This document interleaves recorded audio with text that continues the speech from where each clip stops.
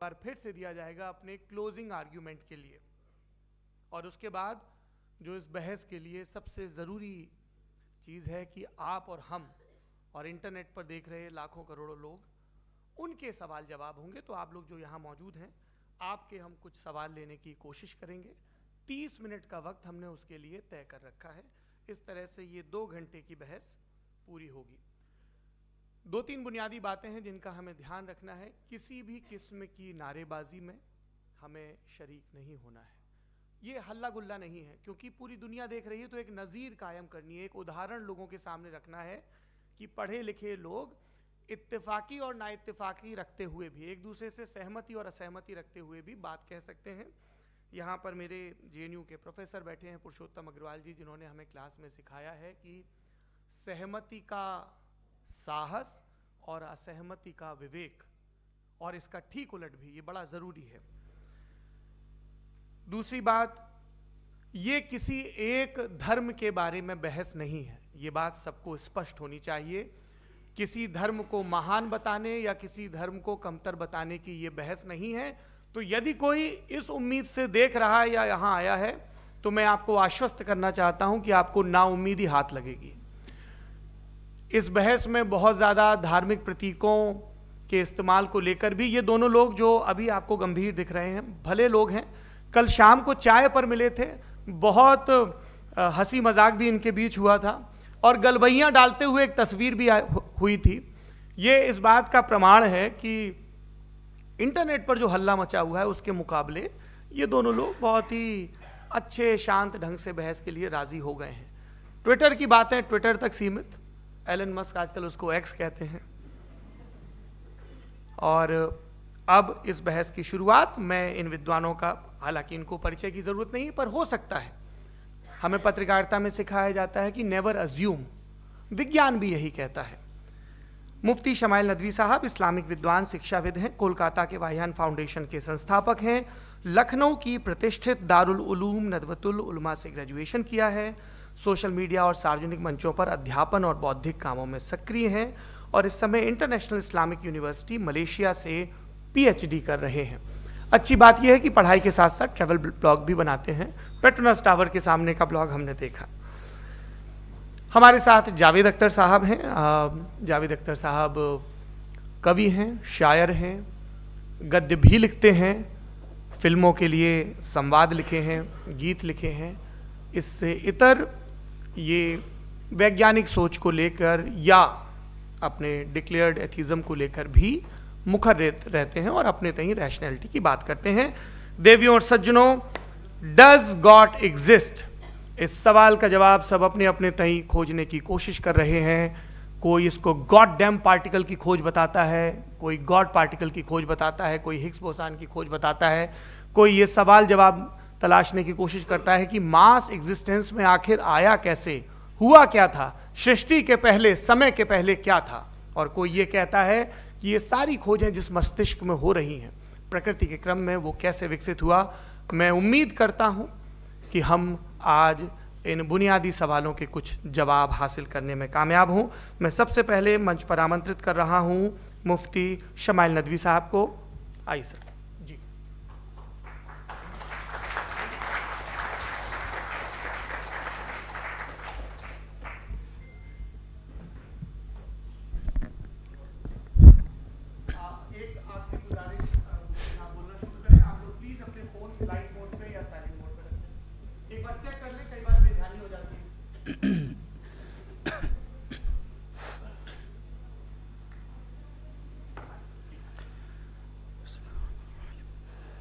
तमाम तारीफ़ें उस क्रिएटर के लिए जिसने इस यूनिवर्स को एक मकसद के तहत पैदा किया है। रिस्पेक्टेड जनाब जावेद अख्तर साहब, मिस्टर सौरभ द्विवेदी, और respected audience, thank you all for being here today. आज की डिबेट में चूंकि हम बात करने वाले हैं डज गॉड एग्जिस्ट के टॉपिक पर, तो ये एक ऐसा टॉपिक है जिसके मुताल्लिक कोई भी डिसीजन लेने के लिए अलग अलग स्टैंडर्ड्स हो सकते हैं। लिहाजा डिबेट के शुरू में ये ज़रूरी है कि हम ये जान लें कि आज के इस टॉपिक में कौन सा स्टैंडर्ड सही होगा और कौन सा गलत होगा। सबसे पहला स्टैंडर्ड जिसे मैं समझता हूं कि हमारे रिस्पेक्टेड जनाब जावेद अख्तर साहब बड़ी तेजी के साथ उसकी तरफ लपकेंगे, वो है साइंस। जबकि साइंस दर हकीकत खुदा के एग्जिस्टेंस को डायरेक्टली साबित करने या उसके एग्जिस्टेंस को डिनाई करने के लिए स्टैंडर्ड नहीं बन सकती। और उसकी वजह क्या है, ये मैं नहीं कह रहा, ये वो लोग कह रहे हैं जो साइंस के एक्सपर्ट्स हैं। नेशनल एकेडमी ऑफ साइंस कहती है science doesn't have the processes to prove और disprove the existence of God. Why? क्योंकि साइंस का ताल्लुक एम्पेरिकल एविडेंस से है और एम्पेरिकल एविडेंसेस का ताल्लुक हमारे नेचुरल और फिजिकल वर्ल्ड से है, जबकि गॉड नॉन फिजिकल और सुपर नेचुरल रियलिटी है। लिहाजा नॉन फिजिकल रियलिटी को आप उस टूल के साथ नहीं चेक कर सकते जिसका काम फिजिकल रियलिटी को तलाश करना है। लिहाजा आज इस डिबेट में गॉड की एग्जिस्टेंस को साबित करने या उसे डिनाई करने में साइंटिफिक एविडेंस को एक्सेप्ट नहीं किया जाएगा।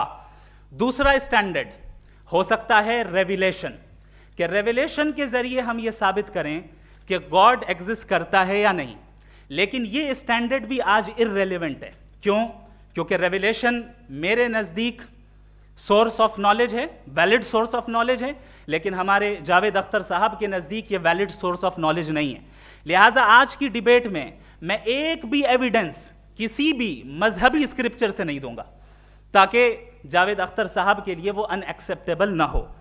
तीसरा जो मेयार हो सकता है वो है ऑब्जर्वेशन, कि भाई कोई कहे कि हमें खुदा दिखाओ, अगर है तो दिखाओ, या ये कि खुदा के एग्जिस्टेंस पर एम्पेरिकल एविडेंस दो, तो ये है दर हकीकत गलत टूल का इस्तेमाल करना। ये ऐसा ही है कि जावेद साहब मुझसे ये मुतालबा करें कि मुफ्ती साहब आप मेटल डिटेक्टर के जरिए प्लास्टिक डिटेक्ट करके दिखाएं। अब चूंकि प्लास्टिक डिटेक्ट नहीं हो पा रही है लिहाजा plastic does not exist. No, you are using the wrong tool. इस टूल से प्लास्टिक को डिटेक्ट नहीं किया जाता। लिहाजा मैं समझता हूं कि गॉड के एग्जिस्टेंस पर एम्पेरिकल एविडेंस का मुतालबा करना एक बचकाना मुतालबा है और हमारे रिस्पेक्टेड जनाब जावेद अख्तर साहब इस स्टेज से अब बहुत आगे निकल चुके हैं। अब बचता है एक ही स्टैंडर्ड, और वो स्टैंडर्ड है अक्ल, लॉजिक, रीजनिंग। और यही वो स्टैंडर्ड है जिसके तहत गॉड की एग्जिस्टेंस को साबित किया जाएगा या गॉड की एग्जिस्टेंस को डिनाई किया जाएगा। लेकिन चूंकि ये बहुत इंपॉर्टेंट और सेंसिटिव टॉपिक है, इसलिए लॉजिकल आर्ग्यूमेंट भी ऐसा होना चाहिए जो डेफिनेटिव हो, इनडेफिनेटिव ना हो, जो 2 और 2 4 की तरह बिल्कुल वाजे हो, जिसे लॉजिकली रिजेक्ट करना पॉसिबल नहीं हो। फॉर एग्जाम्पल हम कहें हमारे रिस्पेक्टेड मिस्टर सौरभ साहब, ये एक इंसान है और तमाम इंसान कॉन्शियस बीइंग है, लिहाजा नतीजा क्या निकला, हमारे सौरभ साहब भी कॉन्शियस बीइंग है। क्या ये इनडेफिनेट आर्ग्यूमेंट है या डेफिनेट आर्ग्यूमेंट है? ये डेफिनेट आर्ग्यूमेंट है। ये 2 और 2 की तरह वाजे है, इसमें किसी तरह जो है लॉजिकली इसको रिजेक्ट नहीं किया जा सकता। तो अगर आज हमारे जावेद अख्तर साहब ऐसी कोई अकली दलील और लॉजिकल एविडेंस दें खुदा के ना होने पर जो डेफिनेट भी हो, तो मैं ये ऐलान करता हूं कि यकीनन मैं उस एविडेंस को कबूल करूंगा और उस पर गौर करूंगा। लेकिन साथ में यह भी ऐलान कर देता हूं प्रेडिक्शन के तौर पर कि ऐसा कोई डेफिनेट आर्ग्यूमेंट कोई नहीं पेश कर सकता। दलील हम देंगे और डेफिनेटिव दलील देंगे, लॉजिकल दलील देंगे, ऐसी दलील देंगे जो एंटायर एथिस्टिक वर्ल्ड उसे रेफ्यूट नहीं कर सकती। चलें अब हम एक एग्जाम्पल सोचते हैं, एक सिनेरियो, सिंपल सिनेरियो, तमाम ऑडियंस से गुजारिश है, हम और आप एक आइसोलेटेड आइलैंड पर हैं, ऐसा आइलैंड जहां पे हमसे पहले कोई कभी नहीं गया। चलते चलते आपके सामने अचानक आपने देखा एक पिंक कलर की बॉल पड़ी हुई है। सबसे पहला सवाल आपके जहन में क्या आएगा कि ये बॉल यहां क्यों आई, कैसे आई, ये पिंक कलर की ही क्यों है, कोई और कलर भी हो सकता था, ये इसी शेप में क्यों है, कोई और शेप भी हो सकता था। नेचुरली आप इस तरफ पहुंचेंगे कि कोई ना कोई है जिसने इन स्पेसिफिक प्रॉपर्टीज के साथ इस बॉल को बनाया है और यहां पे रखा है। चूंकि आप जानते हैं कि ये जो बॉल है इसका एग्जिस्ट करना जरूरी नहीं है, ये एग्जिस्ट कर भी सकती थी, नहीं भी कर सकती थी, और एग्जिस्ट करना ही था तो किसी और फॉर्म में करती, किसी और कलर में करती। अब आप इस बॉल को एक्सपैंड करते चले जाएं, एक्सपैंड करते चले जाएं, एक्सपैंड करते चले जाएं, यहां तक कि ये बॉल यूनिवर्स के साइज की हो जाए। बताइए कि क्या साइज के बढ़ जाने से सवाल बदल जाएगा? हरगिज नहीं बदलेगा। अभी भी सवाल रहेगा, ये यूनिवर्स कहां से आया, इन स्पेसिफिक प्रॉपर्टीज के साथ कहां से आया, क्यों आया, किसने बनाया, ये सवाल उस वक्त भी वैलिड रहेगा।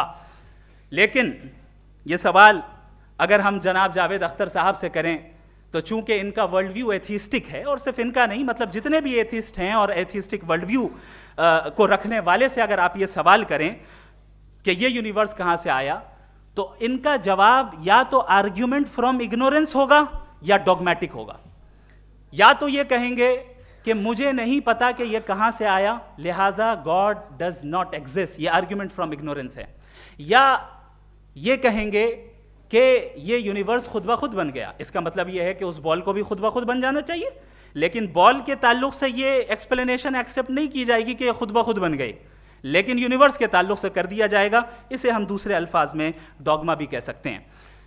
दूसरी चीज, हमारे जावेद अख्तर साहब जरूर गॉड ऑफ गैप्स की मिसाल भी जरूर देंगे, और मिसाल देंगे कि पहले ज़माने में बिजलियां कड़कती थी तो लोगों ने किसी एक खुदा की तरफ, और बारिश होती थी तो दूसरे खुदा की तरफ मंसूब कर दिया, उनके पास दलील नहीं थी। ये हमारा वर्ल्ड व्यू है ही नहीं, ये हमारा वर्ल्ड व्यू है ही नहीं, क्योंकि नेचुरल फिनोमेना के प्रोसेस की इंटरप्रिटेशन को जान लेने से ये कहां से साबित हो गया कि गॉड एग्जिस्ट नहीं करता है। इस पर मैं इंशाअल्लाह अभी आगे बात करूंगा। आप हजरात ये भी देखेंगे, और मैं ये एक्सपेक्ट करता हूं कि हमारे रिस्पेक्टेड जनाब जावेद अख्तर साहब जरूर इमोशनल आर्ग्यूमेंट्स भी देंगे, जो कि एक लॉजिकल फेलेसी है जब बात आती है ट्रुथ को डिसाइड करने में। क्यों? मिसाल के तौर पर वो कहेंगे कि अगर गॉड है तो ईविल क्यों एग्जिस्ट करता है, जबकि मैं कहता हूं ईविल का एग्जिस्ट करना गॉड के एग्जिस्ट करने की दलील है, उसके खिलाफ नहीं है। चूंकि अगर गॉड है तो हम सब उसके सामने अकाउंटेबल हैं, और अगर हम अकाउंटेबल हैं तो अकाउंटेबिलिटी के लिए ईविल का मौजूद होना जरूरी है, उसके बगैर हम अकाउंटेबल नहीं हो सकते। और अगर हम अकाउंटेबल नहीं हैं तो हम जनाब जावेद अख्तर साहब से पूछेंगे कि आप बताएं कि फिर सफरिंग इस दुनिया में क्यों है? अगर खुदा नहीं है तो सफरिंग क्यों है? और उन लोगों के जज्बे का क्या जिनके अंदर सफरिंग के बाद इंतकाम लेने का जज्बा पाया जाता है और वो इस दुनिया से ऐसे ही चले गए, क्या उनकी सारी तकलीफें बेकार चली जाएंगी? अब आ जाएं उसी एग्जाम्पल की तरफ कि बॉल, मुझसे अगर कोई पूछे इस बॉल को किसने बनाया और या इस एक्सपेंडेड बॉल को किसने बनाया, मैं कहूंगा कि चूंकि ये यूनिवर्स और इस यूनिवर्स की तमाम चीजें कॉन्टिंजेंट हैं। कॉन्टिंजेंट होने का मतलब ये होता है कि जो अपने एग्जिस्टेंस पे किसी के ऊपर डिपेंड करती हो, तो जाहिर है ये यूनिवर्स कॉन्टिंजेंट है। और अगर कोई चीज कॉन्टिंजेंट नहीं है तो मैं रिक्वेस्ट करूंगा कि मुझे दिखा दें कि कौन सी चीज यूनिवर्स में कॉन्टिंजेंट नहीं है, हम भी जरा गौर कर लें और हम भी देख लें। और जब कॉन्टिंजेंट चीजें मौजूद हैं तो फिलोसोफर्स की इस्तिलाह के मुताबिक, हम उस टर्मिनोलॉजी के मुताबिक हम उस जगह तक पहुंचते हैं और उस हस्ती तक पहुंचते हैं जिसे नेसेसरी बीइंग कहा जाता है, कि ये वो नेसेसरी बीइंग है जिसका मौजूद ना होना नामुमकिन हो। क्योंकि अगर ये मौजूद ना हो तो सारी चीजें एग्जिस्टेंस में आएंगी ही नहीं, और ये सारी कॉन्टिंजेंट चीजें उसी के ऊपर डिपेंड करती हैं। अब अगर आप ये सवाल करते हैं कि फिर उस हस्ती को किसने बनाया, फिर उसका कॉज क्या है, फिर उसका कॉज क्या है, फिर उसका कॉज क्या है, और एंडलेसली चले जाएं, इसे हम कहते हैं इन्फिनिट रिग्रेस ऑफ कॉजेज, जो कि लॉजिकल फेलेसी है। कॉन्सेप्चुअली इन्फिनिटी पॉसिबल है। मिसाल के तौर पे न्यूमेरिकल्स 1 2 3 गिनते चले जाएं, इन्फिनिट नंबर्स हैं। मैं कॉन्सेप्चुअली बात नहीं कर रहा, प्रैक्टिकली रियलिटी में साबित करके दिखाएं कि infinite regress of causes possible हैं या नहीं। अगर पॉसिबल हैं तो हम मान लेंगे, मिसाल दे दें, और पॉसिबल नहीं है तो एक ही ऑप्शन बचता है जिसे हम कहते हैं नेसेसरी बीइंग। ऐसी नेसेसरी बीइंग जो इंडिपेंडेंट है, क्योंकि अगर वो डिपेंडेंट हुई तो वो नेसेसरी नहीं रहेगी। ऐसी इंडिपेंडेंट बीइंग जो इटर्नल है, अगर वो इटर्नल नहीं होगी, उसकी बिगिनिंग होगी तो वो खुद कॉन्टिंजेंट है।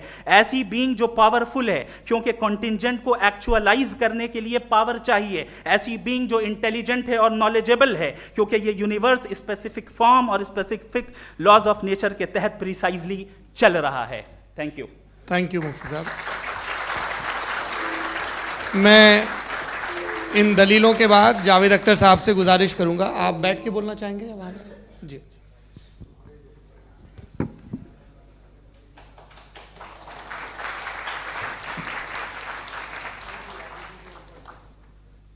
पहले तो मैं मुफ्ती साहब को एक अच्छी खबर देना चाहूँगा कि मेरी नॉलेज साइंस के बारे में बड़ी मामूली है, तो आप फिक्र ना करें उसकी, लेकिन कुछ कॉमन सेंस है मुझ में। देखिए, ये खुदा का तस्वुर कोई नया तस्वुर नहीं है, ये सदियों से रहा है। ये कुछ रिलीजन 3000 साल पुराने होंगे, 4000 साल पुराने होंगे, लेकिन इंसान कोई 10,000 12,000 साल से एग्जिस्ट करता है होमोसेपियन की शक्ल में, और हमेशा कुछ ना कुछ मज़हब रहे। ये मज़हब जाहिलों के नहीं थे, ये मज़हब एक ऐसी ग्रीक सोसाइटी के थे जहाँ बड़े बड़े फिलोसफर्स पैदा हुए। ये मज़हब इजिप्शियंस के थे जिन्होंने पिरामिड्स बनाए थे। ये रोमन्स के थे कि जिनका आर्किटेक्चर और सेनेट यानी पहली बुनियाद डेमोक्रेसी की लिमिटेड थी मगर डेमोक्रेसी थी, ये उन लोगों ने किए थे। तो इनका जो जुपिटर था, रा था, ज़्यूस था, उन्हें उस पर इतना ही एतमाद था जितना आज किसी मजहबी आदमी को अपने खुदा पे होगा। क्रिश्चियनिटी आने से पहले यूरोप में एक मज़हब था जर्मेनिक रिलीजन।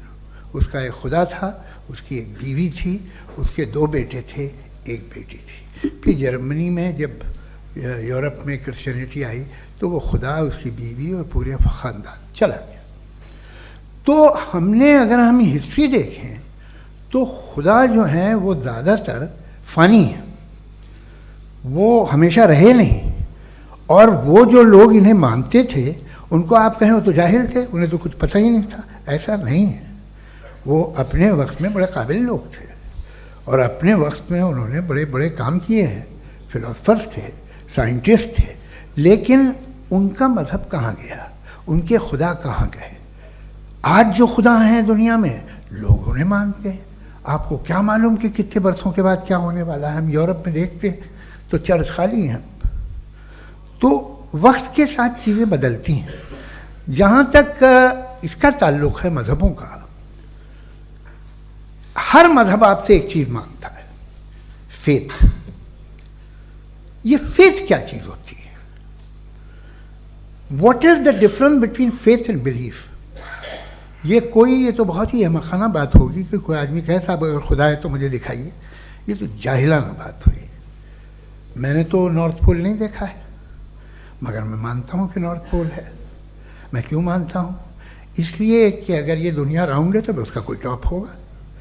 कुछ लोग हैं जो वहाँ गए भी हैं, कॉमन सेंस कहता है कि ऐसा होगा, सबूत है, गवाह है, रीज़न है। तो ये मेरा फेथ नहीं है। तो फेथ में और बिलीफ में डिफरेंस क्या है? जो मज़हब मांगता है आपसे, हर मज़हब फेथ मांगता है। फेथ का मतलब ये है कि ना कोई गवाह हो, ना कोई सबूत हो, ना कोई रैशनल हो, ना कोई लॉजिक हो, ना कोई प्रूफ हो, मगर तुम एक बात को मानो। ये है फेथ। वरना बिलीफ होता। अगर इसमें कुछ भी सबूत होते, गवाह होते, तो फिर इसे आप बिलीफ कहते। जैसे मेरा बिलीफ है कि नॉर्थ पोल है, मेरा फेथ थोड़ी है। फेथ इन तमाम शर्तों को रद्द करता है। तो फिर स्टुपिडिटी क्या है? अगर मैं एक बात ऐसी मानूं जिसकी ना कोई लॉजिक है, ना कोई रैशनल है, ना कोई प्रूफ है, ना कोई गवाह है,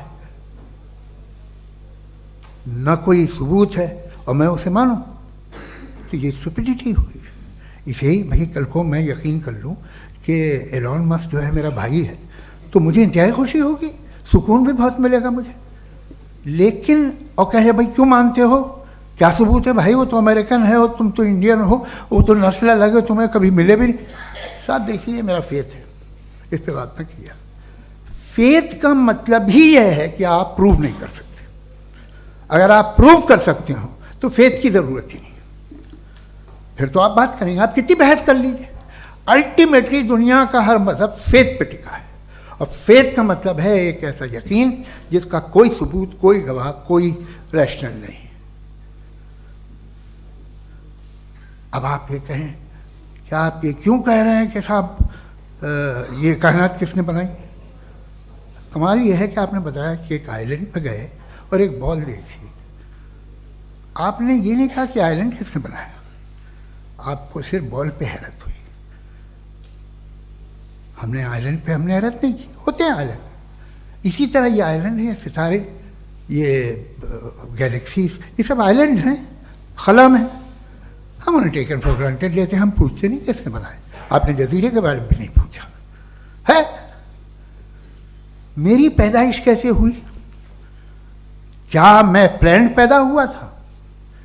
आई was plan to be born, या एक लकी स्पर्म था जो किसी एग से चिपक गया? मेरी पैदाइश रैंडम। और इंसाफ जिसे आप कहते हैं, इंसाफ का तो नेचर से कोई वास्ता ही नहीं। जो आप कहते हैं कि एक दिन इंसाफ मिलेगा, इंसाफ is a human concept, nature में कोई इंसाफ नहीं। अगर शेर हिरन को खा जाता है तो उसे कोई सजा नहीं मिलती। अगर एक आंधी आती है और हरे भरे पेड़ों को उखाड़ के फेंक देती है तो आंधियों की जेल नहीं होती है। नेचर में इंसाफ नहीं, इसलिए मुझे नेचर को इंसाफ की ज़रूरत भी नहीं। नेचर तमाम एक है। अब हम कहें कि साहब ये देखिए जो मैंने खाना खाया था, ये मेरी आँख तो नहीं यूँ कर दिया उसे, तो इसे सज़ा मिलनी नहीं, वो सिस्टम है, ऐसे ही चल रहा है। नेचर बगैर इंसाफ के है। इंसाफ इज अ ह्यूमन कॉन्सेप्ट। तो जो आपसे कहता है कि मैं तुम्हें इंसाफ दूंगा, वो इंसानी जहन की पैदावार है। ये नेचुरल है ही नहीं, ये आसमानी है ही नहीं। नेचर का तसव्वुर, इंसाफ का तसव्वुर। भाई आप साथ मिलते हैं, अब आप लेफ्ट हैंड ड्राइव कर लें, ये क्या है? तमाम सच, तमाम नेकी, तमाम शराफत लेफ्ट हैंड ड्राइव है। वरना क्या होगा, या तो आप क्रॉस कर देंगे, आपका एक्सीडेंट हो जाएगा, या आप किसी को मार देंगे, या ट्रैफिक जैम हो जाएगा। झूठ, बेईमानी, रिश्वतखोरी, ये तमाम जो है driving on the wrong side है। इसके ऊपर कुछ नहीं। ये तो हमने बनाया, जैसे हमने लेफ्ट हैंड ड्राइव बनाई है। ये कॉन्सेप्ट ऑफ इंसाफ जो है ये हमारा है, इसका नेचर से कोई वास्ता नहीं। शेर खा जाता है हिरन को, उसे जेल होती है क्या? कुछ भी नहीं, है ही नहीं। तो ये जो दुनिया के रिलीजन प्रॉमिस करते हैं आपसे इंसाफ, इसी से मालूम होता है कि ये मैन मेड है। ये तसव्वुर कहीं और का है ही नहीं। जो नेचर है, कुछ लोग कहते हैं नेचर ही खुदा है, तो नेचर में तो इंसाफ नहीं कहीं। और आप वादा कर रहे हैं कि तुम्हें मरने के बाद इंसाफ मिलेगा। मुझे अगर मिलेगा तो मैं बहुत खुश हूँगा, लेकिन मैं यकीन नहीं कर पाता हूँ, इसलिए कि मैं फेथ नहीं पैदा कर सकता। The very fact that religions demand faith, इसका मतलब है कि उनके पास जस्टिफिकेशन नहीं है। अच्छा था, फिर रिलीजन अगर मॉडरेशन में है, कोई सा भी नहीं, वो आप में कुछ खूबियाँ भी पैदा करता होगा। देखिए उससे ये फ़ायदा है, वो फ़ायदा है। अल्कोहल जो है वो ज़्यादातर दवाओं में यूज़ होती है, और एक सर्वे किया गया था अमेरिका में कि लॉन्जिटिविटी किन लोगों की है। तो एक तरफ वो लोग थे जो शराब पीते ही नहीं थे, और एक तरफ वो थे जो एक बोतल शराब रोज़ पीते थे।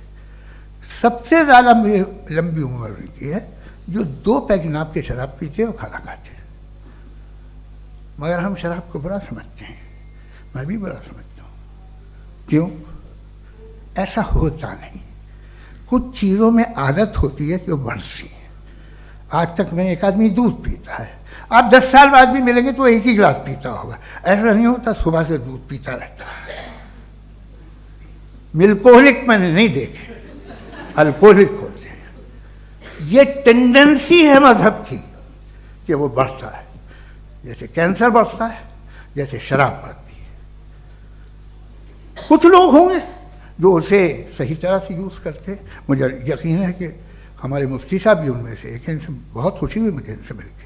लेकिन कितने लोग हैं कि आज आप देखते हैं दुनिया में जो तबाहियाँ हैं, इनमें कितना हाथ है उन लोगों का जो बिलीवर कहते था मजहब ये नहीं कहता, ना कहता होगा, मगर जब ये मजहब पीते हैं तो ऐसे बिहेव करते हैं। थोड़ा सा अगर हो तो शायद बहुत अच्छी बात, लेकिन शराब थोड़ी सी नहीं रहती, उसमें टेंडेंसी है पहले। थोड़ा सा अगर 2-3 कैंसर के सेल हो ना बॉडी में तो आदमी स्लिम रहेगा, लेकिन वो 2-3 सेल नहीं रहते, वो मल्टीप्लाई होते हैं। जावेद साहब टाइम पूरा हो गया। टाइम हो गया, तो बस बात खत्म हो गई। अच्छा, मुझे कुछ और कहने को था भी नहीं। जी, मैं पहले जवाबी दौर के लिए इनवाइट कर रहा हूँ मुफ्ती साहब को। Your rebuttal round 1, you have 7 minutes।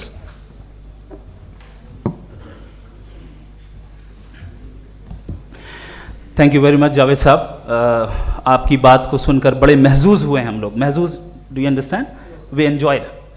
Okay, अब थोड़ा सा लॉजिकली उसको हम लोग देखते हैं। दरअसल हम लोगों ने कल गुजारिश की थी मुफ्ती साहब से भी, जावेद साहब से भी, कि हिंदुस्तानी ज़बान आम फहम सबको समझ में आ जाए और जहाँ कहीं आप मुश्किल शब्द इस्तेमाल करें वहाँ बताते भी चलें। Thank you. तो सबसे पहले हमारे रिस्पेक्टेड जावेद साहब ने हवाला दिया कि खुदा फ़ानी है।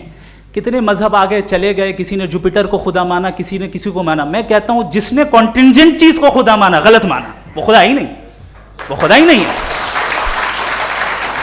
हम तो नेसेसरी बीइंग को साबित करने बैठे हैं, वो नेसेसरी कॉज जो इटरनल है, जो अबदी भी है और अजली भी है। हम किसी और को साबित करने नहीं बैठे। दूसरी चीज उन्होंने कहा कि फेथ एंड बिलीफ, ये एक ऐसी डेफिनेशन है फेथ की जो इन्होंने पहली मर्तबा पेश की है, या माफ कीजिएगा इन्होंने पहली मर्तबा पेश नहीं की है, रिचर्ड डॉकिंस ने पहली मर्तबा पेश की है। मुझे मालूम है ये सोर्स कहां से है। एपिस्टेमोलॉजिकली फेथ और बिलीफ का फर्क आप इस तरह नहीं कर सकते सर। फेथ सही भी होता है, गलत भी होता है, बिलीफ सही भी होता है, गलत भी होता है। जो लॉजिक, रीजन और एविडेंस से बैक्ड होगा वो फेथ सही होगा। और आप जिस फेथ की बात कर रहे हैं कि इलॉजिकल है और उसके पीछे नहीं है, तो we are on the same page. हम नहीं मानते उस फेथ को, जो फेथ ऐसा हो जिसके पीछे कोई लॉजिक ना हो, एविडेंस ना हो, हम नहीं मानते। हम तो उस फेथ के कायल हैं जिसके पीछे लॉजिक हो और एविडेंस हो। तो बिलीफ सही भी होता है, गलत भी होता है, फेथ भी सही होता है और गलत भी होता है। तो आज फेथ और बिलीफ के डिफरेंस पे बात नहीं हो रही है। आज आप चाहे फेथ एक्सेप्ट कर लें या बिलीफ एक्सेप्ट कर लें, आज ये बात होगी कि ट्रूथ क्या है, चाहे ट्रू बिलीफ सही है या ट्रू फेथ सही है, और फॉल्स फेथ क्या है और फॉल्स बिलीफ क्या है, बात इस पे हो रही। दूसरी चीज इन्होंने पूछा, स्टुपिडिटी फिर क्या है? अगर फेथ रिलीजन स्टुपिडिटी नहीं है तो और क्या है? चूंकि फेथ का मुतालबा करते हैं तो स्टुपिडिटी क्या है? मैं कहता हूं स्टुपिडिटी एथिज्म है। उसकी वजह यह है कि आप एक सड़क पे जा रहे हो और आप किसी गार्डन में जाएं और देखें वहां लिखा है फूलों के साथ I love Javed Akhtar, and I really do, I love you sir.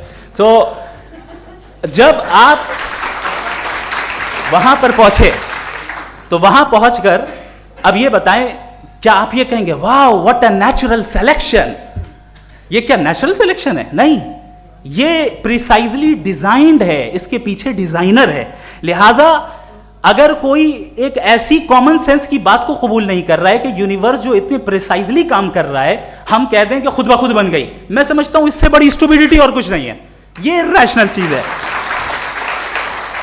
फिर हमारे सर ने कहा कि आपने बॉल पे फोकस किया, आइलैंड पे फोकस नहीं किया। अरे आइलैंड को किसने बनाया यही समझाने के लिए तो बॉल की मिसाल दे रहा हूं। और बॉल भी कॉन्टिंजेंट है, आइलैंड भी कॉन्टिंजेंट है, दोनों नेसेसरी बीइंग का मुतालबा करते हैं। आगे इन्होंने कहा कि नेचर में कोई इंसाफ नहीं है। हम डिसाइड करते हैं कि मोरालिटी क्या होती है, इंसाफ क्या होता है। हम डिसाइड करते हैं, जैसे ड्राइविंग सीट में ट्रैफिक वाला, ये तो किसी खुदा ने नहीं कहा, ये है, इसे कहते हैं फॉल्स इक्विवेलेंस। ये एक लॉजिकल फेलेसी है। आपने जो है मिसाल दी ड्राइविंग की और ट्रैफिक की, ये सब्जेक्टिव मोरालिटी है। आप सब्जेक्टिव मोरालिटी को मिसाल बनाकर ऑब्जेक्टिव मोरालिटी के ऊपर नहीं थोप सकते। इंसाफ की ऑब्जेक्टिव मोरालिटी है। अगर आप ये कहते हैं कि नेचर में इंसाफ नहीं है, तो इंसाफ का न होना ये नेचुरल हुआ, तो फिर नेचर को नेचर रहने दे। क्यों हम इतना स्ट्राइव कर रहे हैं दुनिया में इंसाफ लाने के लिए? ये तो इलॉजिकल बात है, इरैशनल बात है। इसलिए बहुत सी चीजें ऐसी हैं जो ऑब्जेक्टिवली जो है इविल या गुड हैं, और बहुत सी चीजें ऐसी हैं जो सब्जेक्टिवली हैं। सब्जेक्टिवली जो मोरल होता है या इमोरल होता है, उसको हम सोशल कंसेंसस से या पर्सनल प्रेफरेंस से डिसाइड करते हैं। लेकिन जो ऑब्जेक्टिव मोरालिटी है, जिसमें इंसाफ आया, जो इन्होंने बार बार रिपीट किया, ये ऑब्जेक्टिव है, सब्जेक्टिव नहीं है। अगर आप कहते हैं ये सब्जेक्टिव है, तो मेरा सवाल आपसे ये है, क्या सोशल कंसेंसस के जरिए अगर जुल्म को सही करार दे दिया जाएगा तो आप जुल्म को जस्टिफाई करेंगे? दूसरी चीज इन्होंने ये कहा कि 2 पैक शराब पी लें तो वो उतने पे नहीं रहता, बढ़ जाता है। यही मामला मजहब के साथ है। 2 पैक आप पी लें, बढ़ेगा।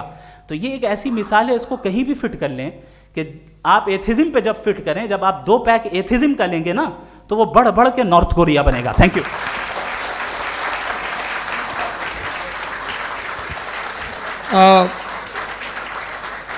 फर्स्ट राउंड के रिबटल के लिए मैं जावेद साहब को इनवाइट कर रहा हूं। आपके पास 7 मिनट का वक्त है, रीसेट कर दीजिएगा प्लीज़। मुझे इस बात की खुशी है कि मुफ्ती साहब ने भी मान लिया कि नेचर में कोई इंसाफ नहीं है। तो कोई भी चीज़ जो इंसान ने नहीं बनाई है उसमें इंसाफ नहीं होता है। एक बात मैं आपसे अर्ज़ करूँ, ज़रा पता लगा लीजिएगा, ये जो आप बाग में जाते हैं बेहद खूबसूरत फूल देखते हैं ना, इनमें से कोई नेचुरल नहीं है। ये सारे फूल क्रॉस करके बनाए गए हैं। जो जंगल में फूल होते हैं नहायत मामूली होते हैं, ये फूल इंसानों ने बनाए हैं। जो आप बाग में देख के वाह वाह कहते हैं, ये इंसानों के बनाए हुए हैं। डिफरेंट फूलों को क्रॉस करके, डेवलप करके, फिर क्रॉस करके इस तरह से बनाए गए। नेचुरल फ्लावर नहीं। किसी जंगल वीरान में जाके आप गुलाब के फूल नहीं देखेंगे। ये सब बनाए हुए इंसान ने, बहुत से काम इंसान ने किए हैं। बाकी है कि आपने मेरी एक बात का जवाब नहीं दिया, जिससे मुझे शिकायत है कि फेथ क्या है और आप फेथ मांगते क्यों हैं मुझसे। आप तो लॉजिकल हैं, आपके पास तो सारे रैशनल्स हैं, आपके पास सारे सबूत हैं, तो आपको फेथ की डिमांड क्यों करते हैं कि भाई तुम सरेंडर कर दो और सवाल मत करो। कोई मजहब सारे सवाल करने की इजाज़त नहीं देता है और मना करता है कि ज़्यादा सवाल ना करो, बह जाओगे तुम। आप क्यों रोकते हैं? हकीकत यह है कि इंसानी तारीख क्या है। इंसानी तारीख ये है कि दुनिया में 2 तरह के लोग हुए हैं। एक वो जिन्होंने अपनी लाइल्मी की परस्तिश की है, दूसरे वो जिन्होंने अपनी इग्नोरेंस या लाइल्मी से झगड़ा किया है और मालूम किया है कि क्या है। ये जो आप कह रहे हैं, आज आप हैरान हैं कि भाई ये यूनिवर्स कैसे बनी। लोग हैरान थे कि सूरज डूबता है तो इधर से कैसे निकलता। और आप एक कदम जाके हमेशा का मानने को तैयार है, एक कदम पीछे ही मान जाइए। भाई आप इसके बाद जाते हो, कहते सवाल ना करना कि ये कहाँ से आया, ये पावर तो हमेशा से हमेशा रहेगी।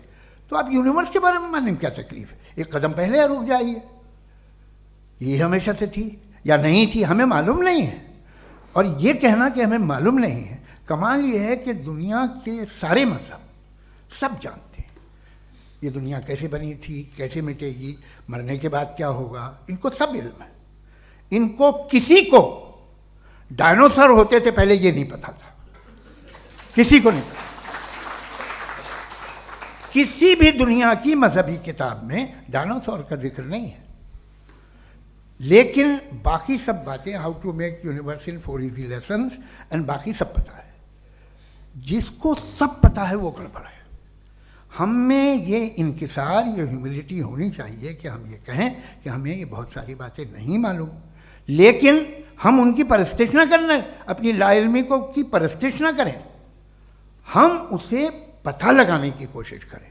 जिस दुनिया में आप बैठे हैं सर, ये हॉल जो है, ये इलेक्ट्रिसिटी जो है, ये माइक जो है, जिस हवाई जहाज से आप आए थे, वो जिस कार से आप यहाँ आए हैं, ये सब उन लोगों की बनाई हुई है जिन्होंने सवाल किए थे।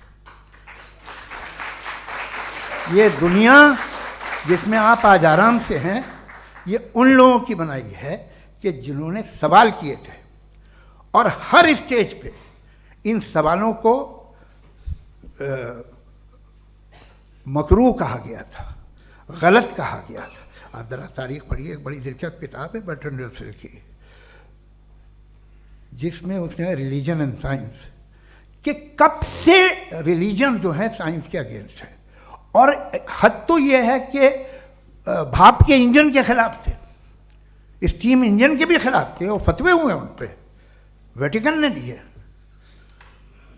तो ये हमेशा, अभी जैसे ही ये राइट विंगर आते हैं अमेरिका में पावर में, तो वो जो अपना ये क्या बोलते हैं उसे, सीड क्या बोलते हैं, सीड क्या जो, हाँ नहीं सीड जो होते हैं जिस पे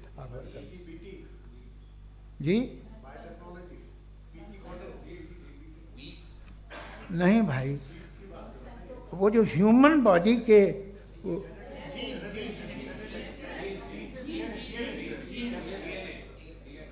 उस पर रिसर्च बंद हो जाती है, रिपब्लिकन नहीं करने देते। अरे भाई इतना डर क्या है तुम्हें? एक ज़माने में बहुत नाराज़ थे ये सारे मजहबी लोग कि ये इंसान तो इंसान बनाने की कोशिश कर रहा है। आपको क्या तकलीफ भाई, बना ले तो बना लेने दो, ये खौफ क्या है?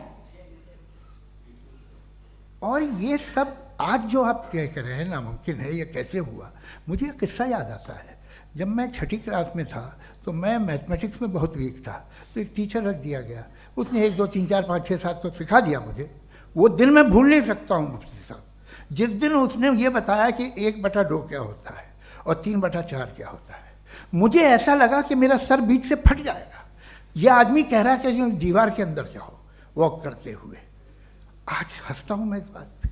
तो आज जो बातें आपके जहन से बिल्कुल परे हैं और आप हैरान होते हो उन्हें देख के, एक वक्त आएगा कि मामूली लगेंगे।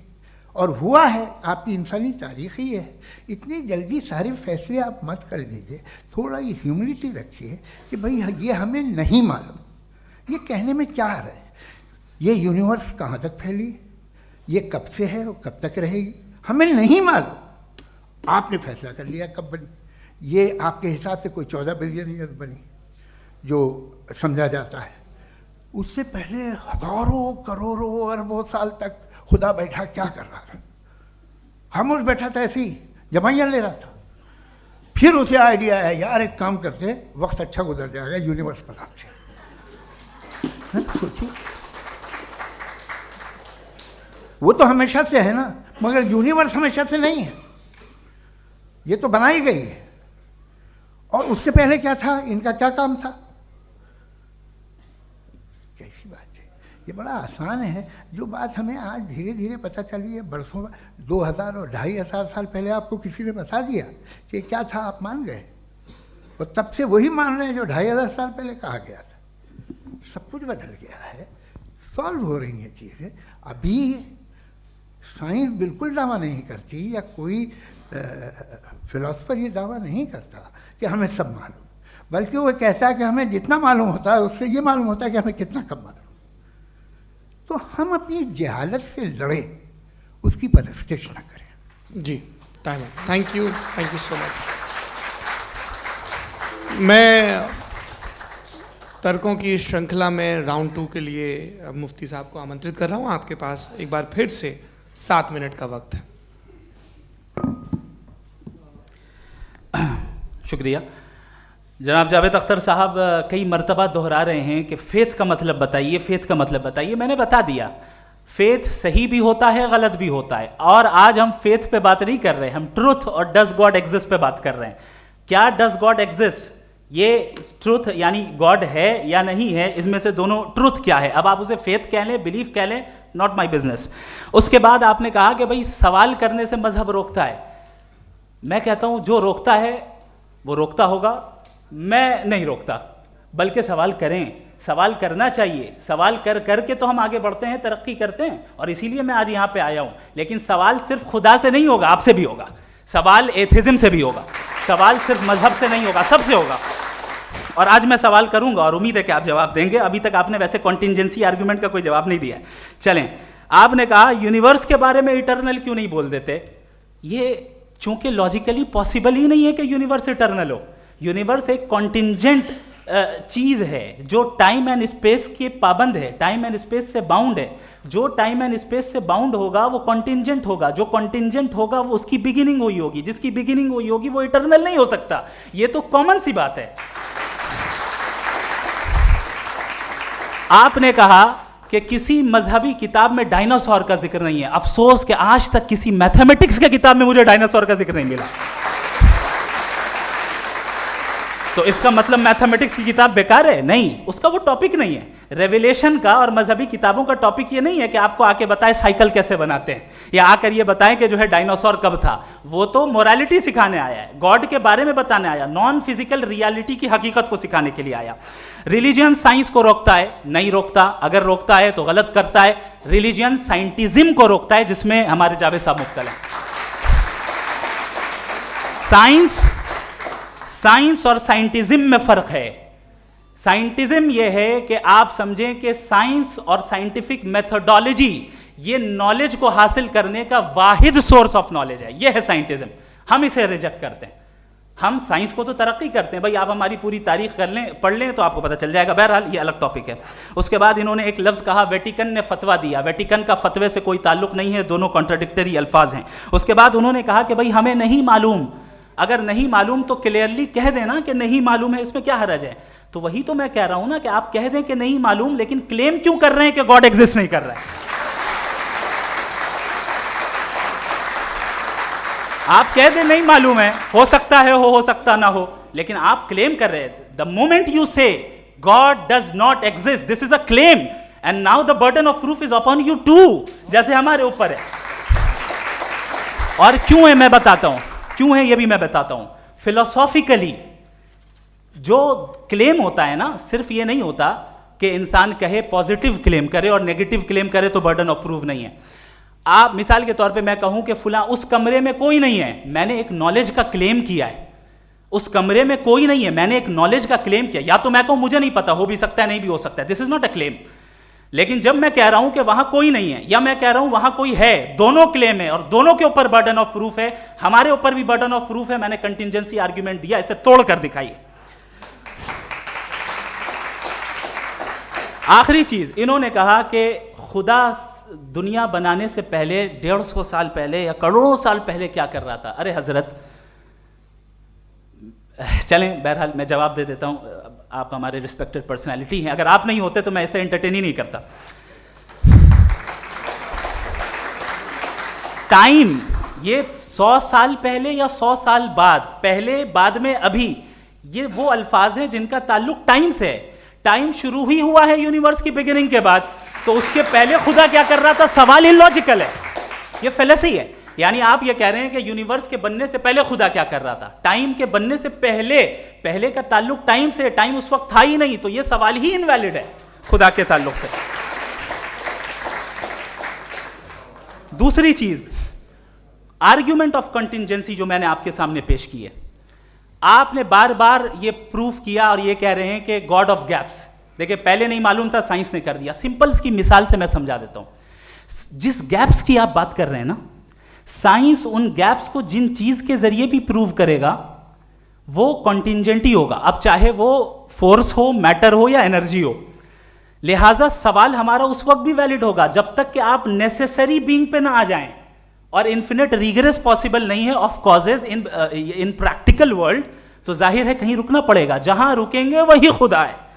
दूसरी चीज, आपने ये कहा, क्या कह रहा था मैं, किस पॉइंट को? What? Oh no, after that, just now. हाँ, जहां रुकेंगे वही खुदा है। बहरहाल, तो टाइम का जिक्र हो गया, गॉड ऑफ गैप, सॉरी, या इसकी एक मिसाल आप ले लें। एक कार है, एक साहब ने देखा कि भाई कार जो है उसके व्हील्स कितने अच्छे लगे हुए हैं, सही जगह पे, स्टीयरिंग जो है कितने अच्छे जगह पे लगी हुई है, और सीट्स कितने वेल डिजाइंड है, कितनी प्रिसाइजली ये कार काम कर रही है, तो जरूर कोई ना कोई इसे क्रिएट किया है, किसी ने क्रिएट किया है। अब जावेद साहब आए और कहे, अरे जनाब बोनेट खोलिए, इसमें इंजन है, इंजन इस कार को चला रहा है, hence prove no one has created the car. This is illogical, this is irrational. आपने इंजन के जरिए उस गैप को तो साबित किया, लेकिन क्या उससे कार की जो क्रिएशन है और उसका जो क्रिएटर है ये इम्पॉसिबल हो जाए? ऐसा पॉसिबल है? उसका सवाल खत्म हो जाए, ऐसा पॉसिबल है? नहीं। आपने गैप्स को फिल करके, कॉन्टिंजेंट चीजों से गैप्स को फिल करके हमारे ऑब्जर्वेशन को और ब्रॉड कर दिया। अब हमें और पता चल गया कि ये जो कार है इसका सिस्टम कितना ज्यादा कॉम्प्लेक्स है। पहले कम समझते थे, अब कॉम्प्लेक्सिटी और ज्यादा वाजे हो गई। अब हमें समझ में आ रहा है कि हमारी सर्टेनिटी और बढ़ गई कि जरूर इस कार को किसी ना किसी ने बनाया। यही मामला यूनिवर्स का है। साइंस हमेशा फिजिकल वर्ल्ड की चीजों को ही फिल करती जाएगी और फिजिकल चीजों से ही करती जाएगी, चूंकि एम्पेरिकल एविडेंस का ताल्लुक फिजिकल वर्ल्ड से है। आप साइंस के जरिए मेटाफिजिकल रियलिटी को कभी साबित नहीं कर सकते। ये रॉन्ग टूल का इस्तेमाल करना है। ये वही काम है कि आप मेटल डिटेक्टर से प्लास्टिक डिटेक्टर करने चलें, जो कि जाहिर है सही नहीं है। Thank you.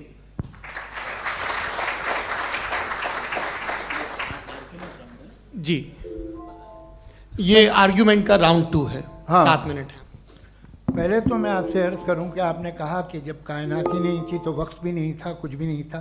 कैसे नहीं था? खुदा था। एक एग्जिस्टेंस तो था ना खुदा का।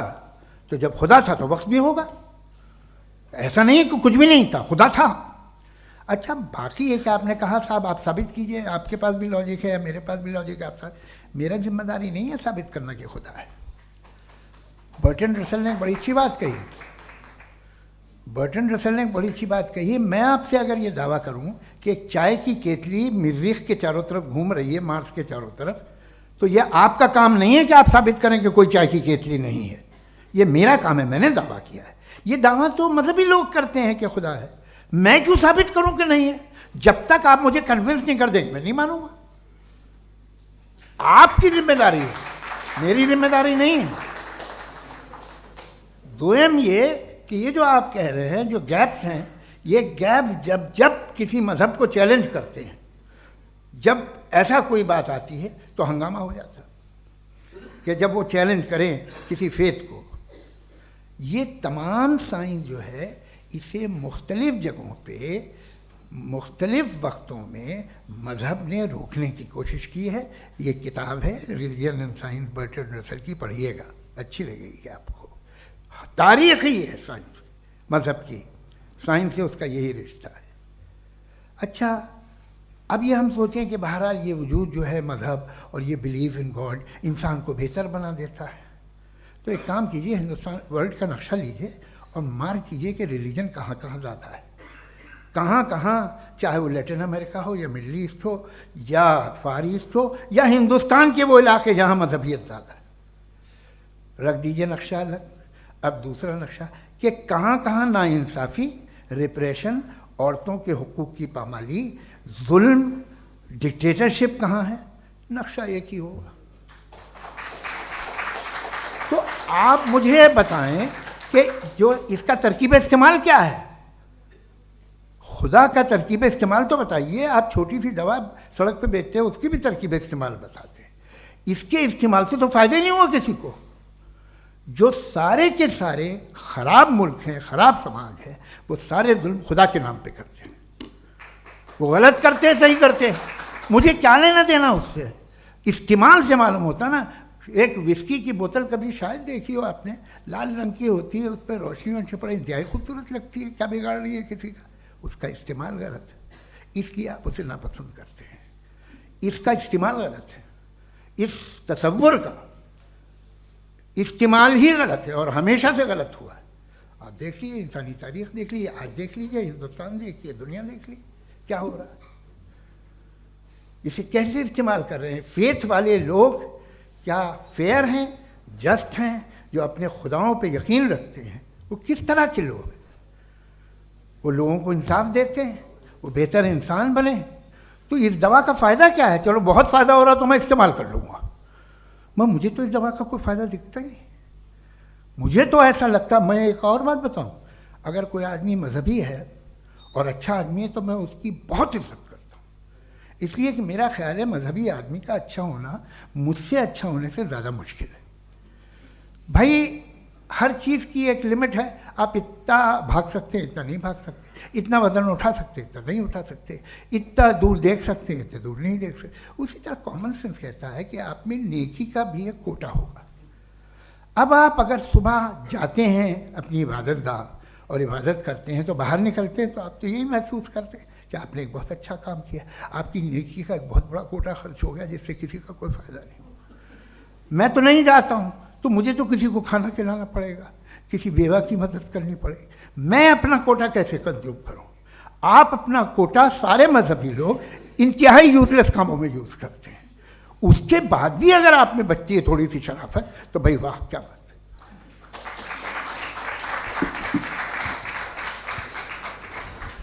एक तो मुझे ये बात बहुत अच्छी लग रही है कि दोनों ही विद्वान समय को मानते हैं और बहुत समय से अपनी दलीलें और बाज़ दफ़ा समय से पहले अपनी तकरीरें पूरी करके अपनी अपनी कुर्सी पर बैठ रहे हैं। ये इस आर्ग्यूमेंट का राउंड 2 पूरा हुआ। अब रिबटल का राउंड 2 है और उसके बाद क्रॉस एग्जामिनेशन होगा। नहीं, आपका आर्ग्यूमेंट हो गया सर। हमारे यहाँ स्कूल के सिलेबस में पंच परमेश्वर कहानी पढ़ाई जाती है, प्रेमचंद जी की लिखी हुई। आप निश्चिंत रहिए, आपके कोई राउंड में मिस नहीं होने दूंगा। रिबटल का राउंड 2, मुफ्ती शमाइल नदवी साहब।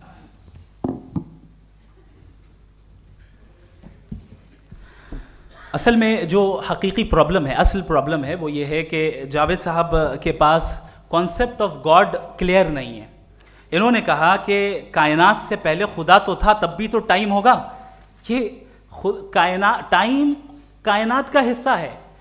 हम खुदा, उस खुदा को मानते हैं, नेसेसरी बीइंग का टाइमलेस होना जरूरी है, चूंकि वो टाइम का क्रिएटर है। जब उसने टाइम को क्रिएट किया तो वो खुद टाइम पे कैसे होगा? उसने जब स्पेस को क्रिएट किया तो खुद स्पेस में कैसे होगा? अगर वो टाइम एंड स्पेस को पहले से ही उसका पाबंद है तो फिर किस चीज को उसने क्रिएट किया? लिहाजा ये सवाल गलत है कि खुदा था तो टाइम होगा। बिल्कुल नहीं, टाइम के पाबंद हम हैं, खुदा नहीं है। हम फिजिकल वर्ल्ड से ताल्लुक रखते हैं, वो मेटाफिजिकल रियलिटी है। दूसरी चीज इन्होंने मिसाल दी कि चाय की केतली हवा में घूम रही होगी, और पता नहीं शायद वो बर्टन रसल का उन्होंने हवाला दिया। बहरहाल यही प्रॉब्लम है। प्रॉब्लम यही है कि हम चीज़ों के दरमियान डिफ्रेंशिएट नहीं कर पाते। ये जो आपने मिसाल दी ये इमेजिनेशन है, और मैं जो साबित कर रहा हूं वो लॉजिकल नेसेसिटी है। आप इमेजिन करने आए तो कुछ भी करें, जुपिटर में पिंक एलिफेंट होगा, यूनिकॉर्न होगा, करें, उससे कायनात पे क्या फर्क पड़ता है? उससे आप लॉजिकल नेसेसिटी साबित नहीं कर सकते। मैं तो उस प्राइम कॉज की बात कर रहा हूं, उस नेसेसरी बीइंग की बात कर रहा हूं जिसके बगैर इस कायनात का एग्जिस्टेंस मुमकिन नहीं है।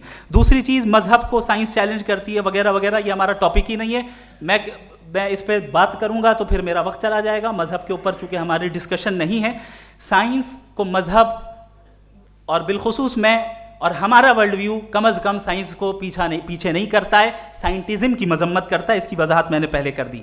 दूसरी चीज़ इन्होंने कहा वर्ल्ड का नक्शा लीजिए, वर्ल्ड मैप लीजिए, दो अलग अलग जगह की। हज़रत मैंने ये होमवर्क किया था, और मैंने मिडिल ईस्ट का एक नक्शा लिया और यूरोप का एक नक्शा लिया। ये मजहबी इलाका और ये लिबरल और एथीस्ट इलाका। मुझे पता चला कि सबसे ज़्यादा रेप केसेस जो हैं वहाँ पर हैं।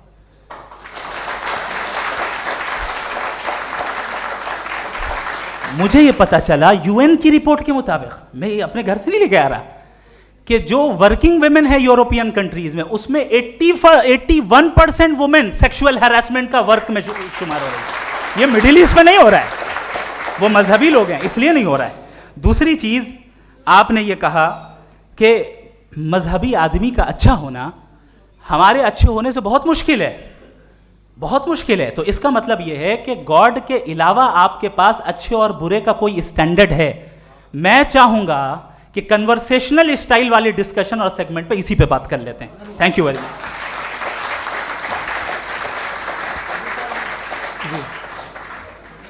ये रिबटल का राउंड 2 है। आपके पास 5 मिनट का वक्त है, और इसके बाद क्रॉस एग्जामिनेशन शुरू करेंगे। आप चाहें तो जो इन्होंने सवाल पूछे उनके जवाब आप रिबटल में भी दे सकते हैं। जी जी, देखिए, पहले तो ये बात कि ये मिसाल गलत नहीं है, गलत है। इन्होंने पहले ही हमको डिसार्म कर दिया।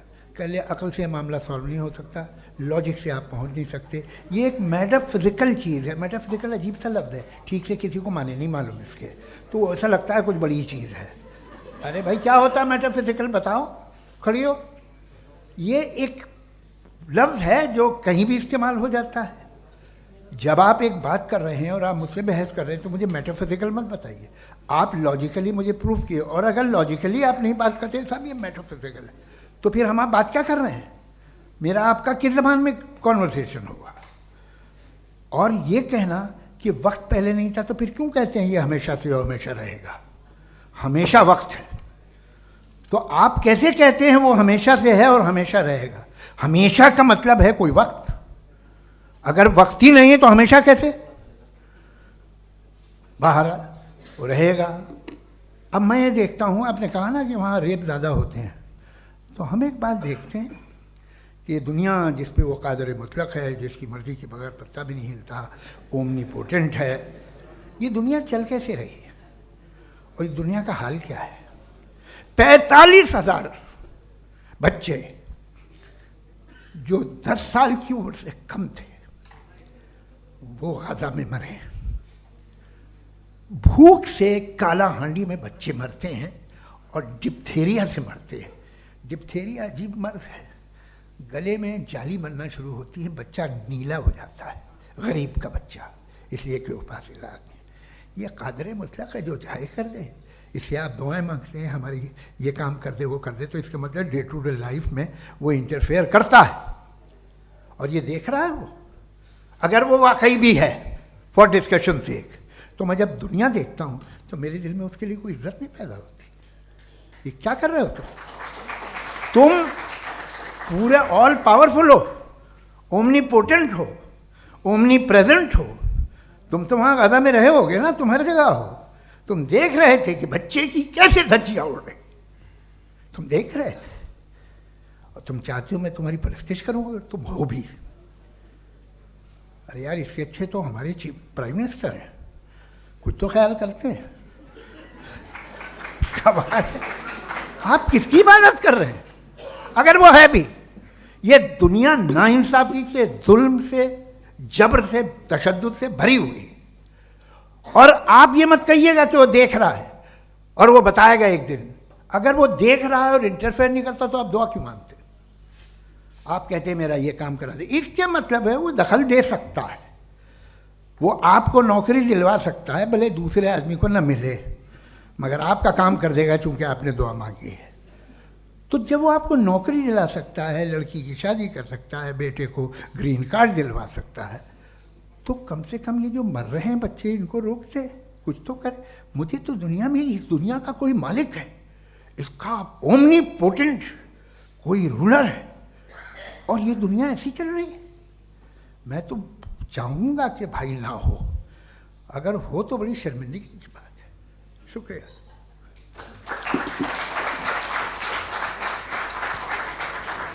देवियों और सज्जनों, इस बहस के 2 राउंड और 2 रिबटल पूरे हो चुके हैं। अब सबसे ज़रूरी और सबसे मुश्किल राउंड शुरू हो रहा है, क्रॉस एग्जामिनेशन का। अब इन विद्वानों की सज्जनता की एक परख भी होगी, और वक्त हमने 16 मिनट का तय किया है। पहला सवाल आप पूछना चाहेंगे? जी बिल्कुल। पहले बोले भी आप आप माइक ले लीजिएगा हाथ में, ये नीचे से ऑन कीजिए। जी मैं बोलता हूँ, ये डायस हटा सकते हैं क्या हम थोड़ा क्विकली? डायस पीछे कर दीजिए बस थोड़ा सा, है, ताकि ये जो दाएं बाएं लोग बैठे हैं, इसे हटा ही दीजिए। अब हमें वहाँ तो जाने वाले नहीं, आराम से आराम से आराम से। दोनों तरफ से हटा दीजिए।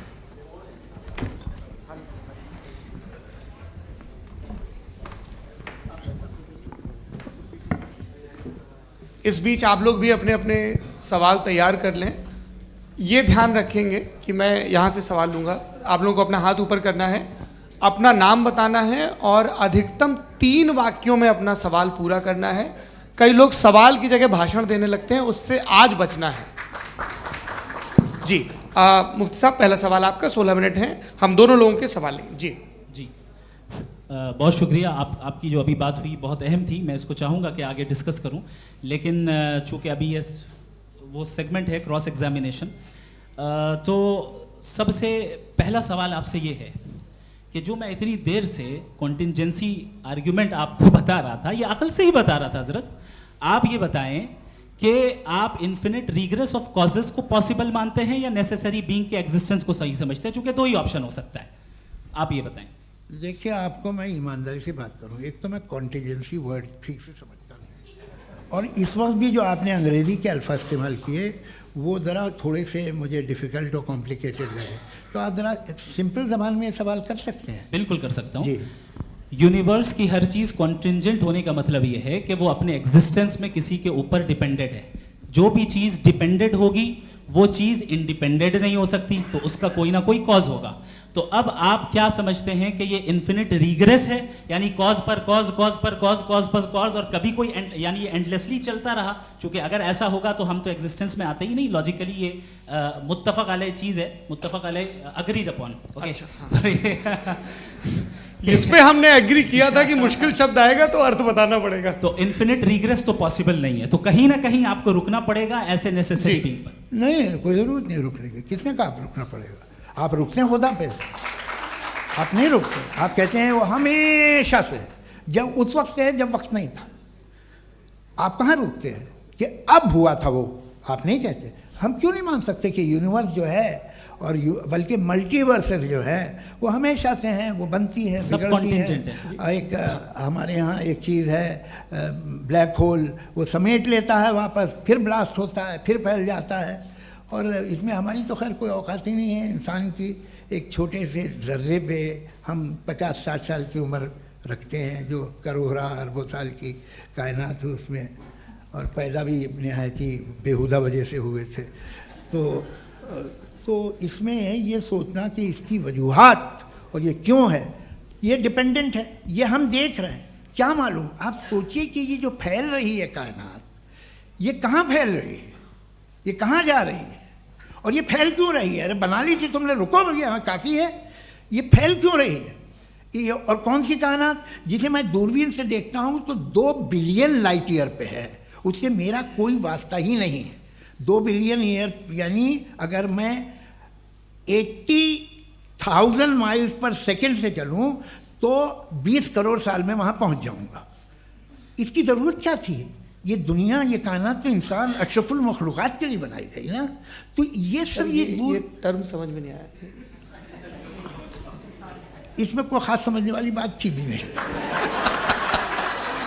ये जो अल्टीमेट कहा यह जाता है कि ये जो पूरी यूनिवर्स है, ये जो दुनिया है, ये इंसान के लिए बनाई गई। अच्छा, ये सब इंसान के लिए। क्यों साहब, सही है ना। बिल्कुल, लेकिन इसका ये मतलब नहीं कि किसी चीज के पीछे रीजन आपको नहीं पता तो रीजन नहीं है, इसे कहते हैं नहीं, from limited perspective। मुझे नहीं पता, लेकिन मेरी जिम्मेदारी नहीं है। वो बिल्कुल सही कहा था उसने, बर्टन रसल ने। आपने उसे मजाक में टाल दिया कि भाई आप एक दावा कर रहे हैं, मैं क्यों कहूँ कि ये गलत है दावा। आप प्रूफ कीजिए, मेरे पे जिम्मेदारी ही नहीं है, मैंने थोड़ी कहा है। आप प्रूफ कीजिए कि ये सही है। आप आर्ग्यूमेंट ऑफ कॉन्टिजेंसी आप का जवाब कोई ही नहीं दे सवाल रहे हैं। पूछना चाहेंगे? है? आप सवाल पूछना चाहेंगे मुफ्ती साहब से, क्योंकि ये क्रॉस एग्जामिनेशन का दौर है। आप जैसे पहले बोल रहे थे फेथ को लेके कुछ। मैं ये पूछना चाहूँगा कि खुदा ने जो भी रेवलेशन किए हैं, एक मज़हब के लिए बहुत से मज़हबों में किए हैं, अलग अलग रेवलेशन है।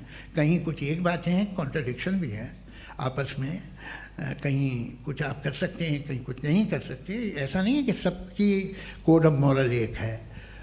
तो ये किस्सा क्या है। अब आप ये देखिए कि मुझे कभी कभी लगता है कि जो फुटबॉल फाइनल होता है, लाखों लोग होते हैं, फिर वो टीवी कवर करती, करोड़ों लोग, अगर उसमें खुदा की एक बूमिंग आवाज़ आ जाती, मैं गॉड हूँ, तो सारे लोग अभी सुन लेते और टीवी पे भी सुन लेते, किस्सा ख़त्म होता। ये इतनी राजदारी क्या है कि तुम सामने कुछ तो सबूत दे दो हमें सॉलिड। ये कह साहब ये यूनिवर्स कैसे बनी, इससे मसला क्या हल होगा। मैं पूछूंगा आपसे खुदा कैसे बना, क्यों नहीं पूछूंगा कैसे बना, बल्कि वो तो कायनात से कहीं ज़्यादा इंटेलिजेंट है, कायनात से कहीं ज़्यादा कॉम्प्लेक्स। जी वो हमेशा से है, आप कहेंगे मैं मान लूँगा।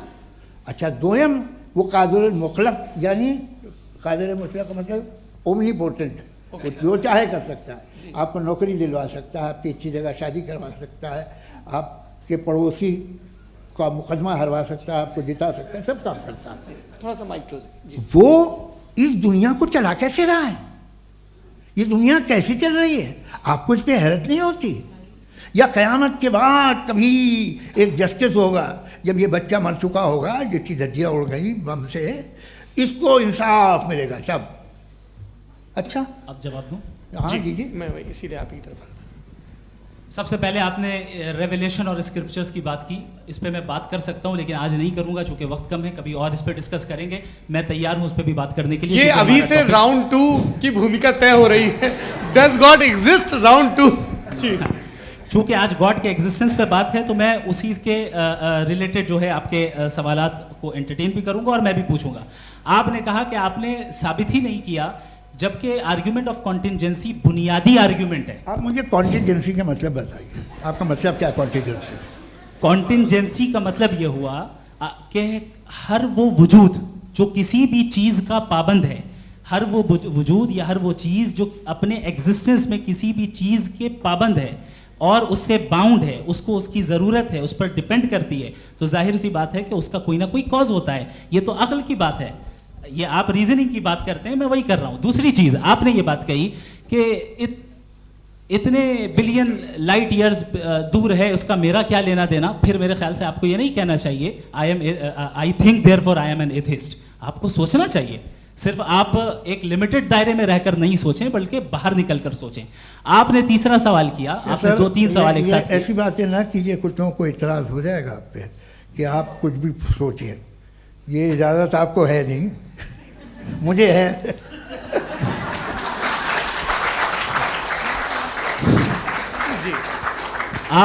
आपने प्रॉब्लम ऑफ इविल के ताल्लुक से सवाल किया और बार बार आप एक लफ्ज रिपीट कर रहे हैं कि ओमनीपोटेंट गॉड है, ऑल पावरफुल गॉड है।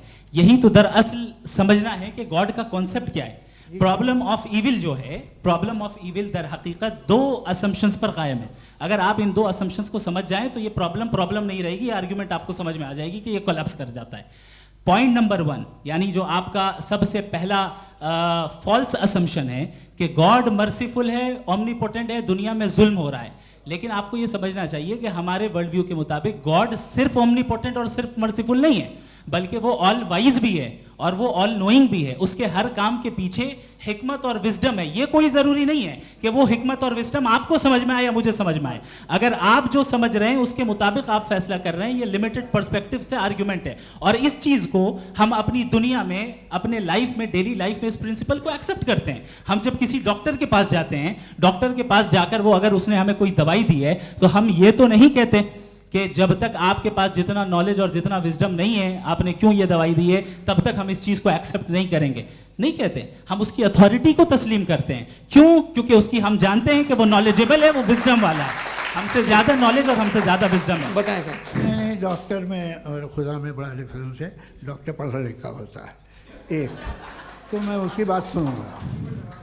दो ये नहीं, कुछ जवाब तो ये भी नहीं है सर। प्लीज, आप अगर सब ऑडियंस से बोलने लगेंगे तो हाँ। फिर मतलब नहीं सिविलाइज बहस का। मतलब आप ये कहें कि चूंकि आप डॉक्टर पे बिलीव करते हैं इसलिए खुदा पे बिलीव किए, क्या ये मिसाल आपको समझाने के लिए आर्ग्यूमेंट है, इस पे आपको एतराज नहीं है।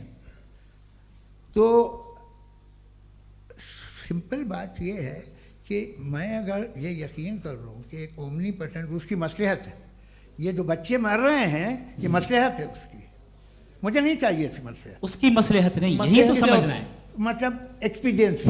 अच्छा, इस आपने अभी मेरी बात पूरी सुनी नहीं। मैंने कहा आपका पूरा आर्ग्यूमेंट दो फॉल्स असम्पशंस पर है। एक फॉल्स असम्पशन मैंने बता दिया, दूसरा फॉल्स असम्पशन ये है कि इस दुनिया में इविल के होने का कोई गुड रीजन नहीं है, जबकि हमारे पास बाज रीजंस मौजूद हैं, हमारे पास बाज वजूहात मौजूद हैं। अगर इस दुनिया में इविल ना हो तो आप गुड को डिफाइन कैसे करेंगे? अगर जुल्म ना हो आप इंसाफ को समझेंगे कैसे? अगर तारीकी ना हो तो आप लाइट को समझेंगे कैसे? बहुत अच्छे। अभी और सुन लें, अभी और बाकी है। ये तो बात बहुत पसंद आई साहब मुझे, कि जब तक रेप ना हो तब तक औरतों की इज्जत का ख्याल आपने मेरा जवाब पूरा सुना ही नहीं। जब तक के बच्चों का कत्ल ना किया जाए तब तक आपको बच्चों की मासूमियत की इज्जत। आपने पूरा जवाब सुना ही नहीं। क्या बात है, क्या आपने नुक्ता निकाला? आपने पूरा जवाब सुना ही नहीं। आप सुन लें, मेरी बात सुन लें। ये मैंने आपको एक चीज बताई। दूसरी चीज, इस दुनिया में हम आए हैं टेस्ट के लिए, हमारा टेस्ट हो रहा है और हर इंसान का अलग अलग अंदाज में टेस्ट होता है। और इस दुनिया में अगर इविल मौजूद है तो वो इविल जरिया है हमारे अंदर ह्यूमन नोबल क्वालिटीज को डेवलप करने का और अलग अलग फील्ड में प्रोग्रेस करने का। और अगर हमारे अंदर और इस दुनिया में इविल नहीं होता तो बताइए टेस्ट का मतलब क्या होता? अगर मैं अपने स्टूडेंट को एमसीक्यूज दूं और उसमें सिर्फ राइट आंसर लिख कर दे दूं और कहूं तुम्हारा टेस्ट हो गया, ये मीनिंगलेस है। इस दुनिया में अगर हम टेस्ट के लिए आए हैं तो जाहिर है गुड एंड इविल दोनों मौजूद है। बताइए। तो अगर गुड एंड इविल दोनों मौजूद है तो ये इविल भी खुदा का बनाया हुआ है? जी हाँ, खुदा का बनाया हुआ है। लेकिन अच्छा, चलो अच्छी बात। जी बिल्कुल, तो बिल्कुल मतलब खुदा ने बनाया। अभी तो ये है कि जो मेजॉरिटी है दुनिया में वो इविल है, तो ये खुदा एक्चुअली इविल के साइड पे लग रहा है मुझे। बिल्कुल भी नहीं, मैं बताता हूं। मेजॉरिटी में तो वो है। क्या बात कर रहे हैं भाई आप? मैं बहुत कोई भी जो मुंसिफ होगा, चाहे आपका अपना घर हो जिसके आप सबसे बड़े हैं, चाहे आपकी ऑर्गेनाइजेशन हो जो आप चलाते हैं, वहाँ पर आप इविल रखेंगे साबित करने को कि बाकी लोग शरीफ हैं? मेरी बात सुन क्या लें। ये आर्ग्यूमेंट ही गलत है? अगर कि जब तक के कोई इविल नहीं होगा तब तक के शरीफ आदमी शरीफ नहीं लगेगा। अगर एग्जामिनर गलत ऑप्शन दे रहा है तो एग्जामिनर इविल नहीं हो गया। जो गलत ऑप्शन को सेलेक्ट कर रहा है वो फेल होगा। क्रिएटर ने इविल को बनाया है लेकिन वो इविल नहीं है। अच्छा सुनिए मेरी बात, चलिए, लेट मी कंप्लीट सर। जी जी। क्रिएटर ने इविल को बनाया है टेस्ट के लिए, वो इविल नहीं है। इविल वो होगा जो उसे इख्तियार करेगा। छुरी को बनाने वाला गलत नहीं होता है, छुरी का गलत इस्तेमाल करने वाला गलत होता है। रेप को कैसे गलत इस्तेमाल करते हैं? इंसान के फ्री विल का नतीजा ये रेप कैसे गलत इस्तेमाल होता है? ये मुझे अब सुन लें, अब सुन लें। गलत इस्तेमाल होता हाँ, मैं बता रहा हूँ रेप ना, कैसे गलत मैं बता रहा हूँ जी। कि जो इविल इस दुनिया में मौजूद है उसके कई सारे तरीके हैं। एक तरीका इंसान का अपना फ्री विल है। अब अगर कोई रेपिस्ट रेप कर रहा है तो इसका गॉड का कसूर नहीं है, वो अपने फ्री विल का गलत इस्तेमाल कर रहा है, उसको सजा मिलनी चाहिए। अच्छा। और उसी के लिए जहन्नम बनाई गई है। ये फ्री विल का भी बड़ा चक्कर। आप जब कोई बुरा काम करते हैं या कोई बुराई होती है तो ये कहा जाता है कि ये फ्री विल है। 7 billion free wills are moving on this planet. 7 billion free will. और एक आदमी अपनी फ्री विल से मुझे कत्ल कर दे तो मैं खुदा की मर्जी से मरा हूँ कि इसकी फ्री विल की वजह से? मेरी मौत खुदा के हाथ है या ये फ्री विल वाले के हाथ है? खुदा ने फ्री विल का निजाम बनाया है और उस निजाम का गलत इस्तेमाल करके कोई आपको मार रहा है, इस्तेमाल करके मेरा कत्ल कर देता है। अब मेरी मौत का जिम्मेदार कौन है? वो इंसान जिम्मेदार है। वो इंसान। जी। तो ये कहना कि और उसको खुदा ही जिंदगी उसको सजा का- मिलेगी। तो अब आप आगे चलिए कि ये तय करना कि अल्लाह ही या खुदा, सॉरी, अल्लाह ने, खुदा ही जिंदगी देता है, खुदा ही मौत देता है, ये गलत है। बिल्कुल गलत नहीं है। हाँ, नहीं, निजाम उसी ने बनाया फ्री विल का। निजाम मौत और हयात का उसी ने बनाया। You are contradicting yourself. अभी आपने कहा कि एक आदमी ने फ्री विल से आपको मार दिया, इसमें उसे फ्री विल दी गई थी, उसने गलत इस्तेमाल किया। 7 billion free wills are moving on this planet और आप चाह रहे हैं कि मैं सिर्फ खुदा का ध्यान करूं। ये 7 बिलियन फ्री विल्स को मुझे लुक आफ्टर करना पड़ेगा कि नहीं? ये तो तबाहियां कर रही हैं और तबाहियां ज़्यादा हो रही हैं। बिल्कुल। तो अगर आप बताएं अगर खुदा नहीं है फॉर एग्जाम्पल, हाँ। तो आप इविल को कैसे डिसाइड करेंगे? यानी how can you define evil objectively without God? देखिए, दुनिया में 2 तरह के जानवर हैं। एक जो अकेले रहते हैं जंगल में और एक जो ग्रुप्स में रहते हैं।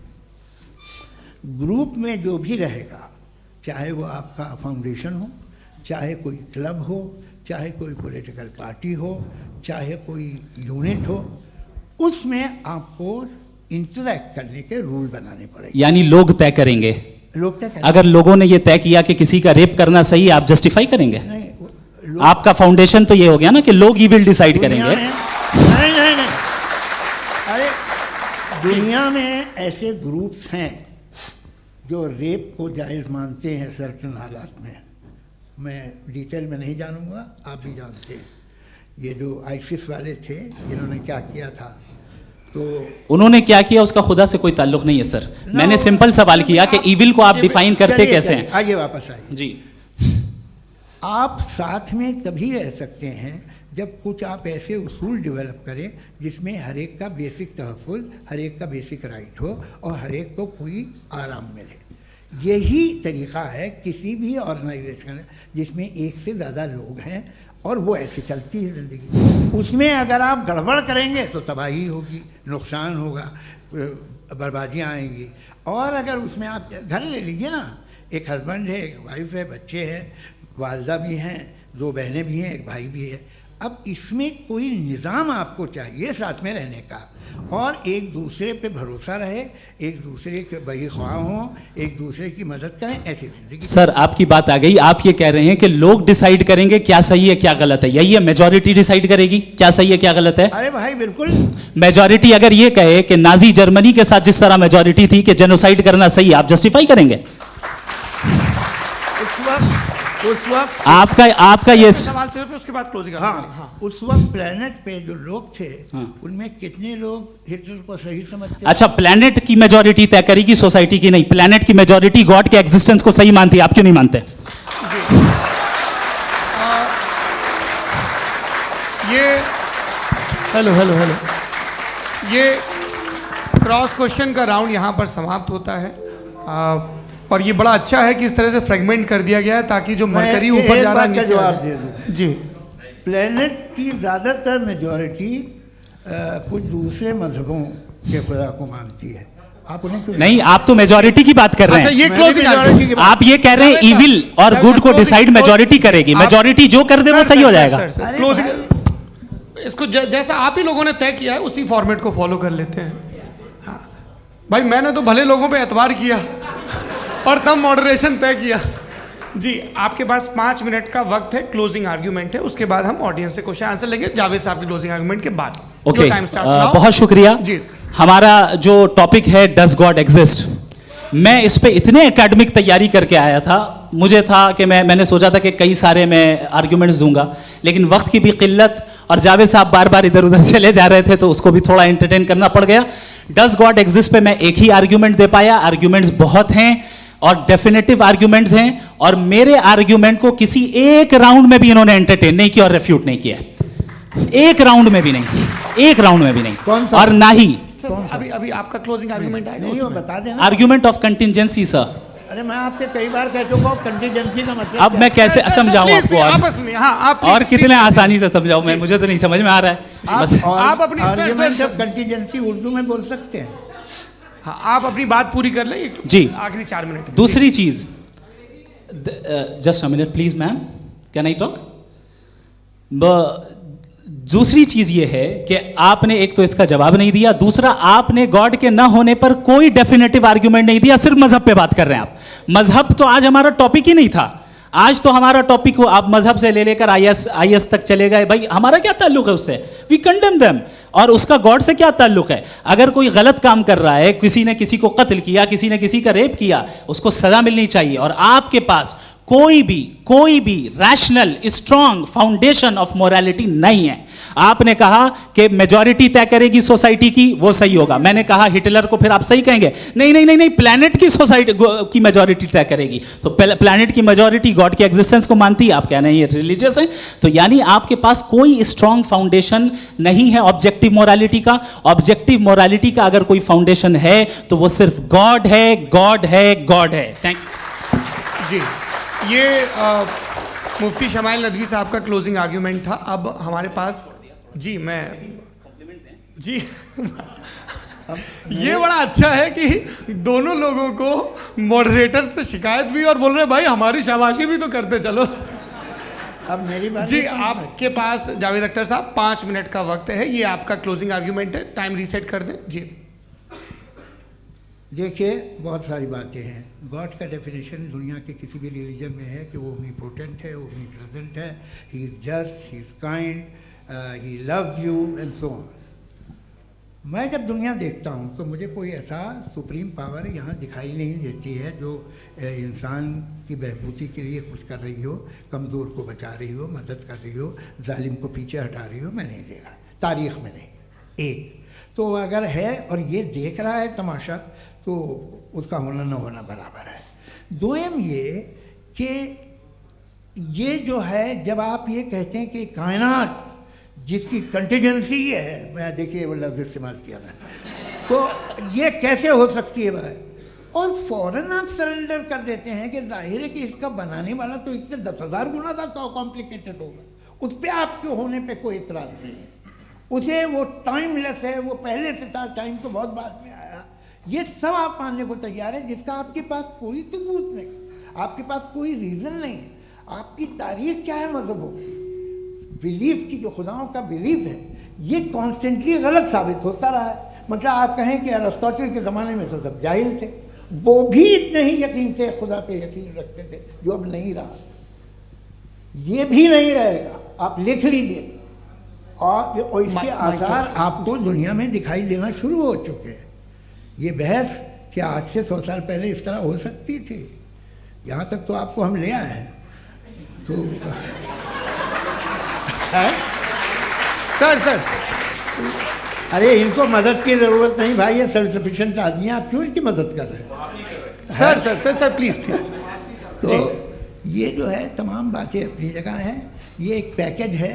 आप अकेले, कोई आदमी ऐसा नहीं जो सिर्फ गॉड को मानता हो, उसके साथ बहुत पैराफर्नेलिया आता है, अलग अलग पैराफर्नेलियाज आते हैं। They have always created chaos in the society. मैं तो आपको सीधा ऑफर देता हूँ कि दुनिया में 10 इम्पॉर्टेंट बिलीव्स हैं। आप 1 मानते हैं, 9 नहीं मानते, 9 में आप एथियस्ट हैं, 9 को आप बिल्कुल रीजनेबली मेरी तरह देखते हैं। तो 90 मजहबी आदमी भी 90% एथियस्ट है, वो दूसरे खुदा नहीं मानता, एक खुदा मानता है अपना वाला, बाकियों को कहता है गलत है। अगर आप मानना ही बंद कर दें तो आपका 10% चांस है कि आप सही हैं और 90% चांस है कि आप गलत हैं।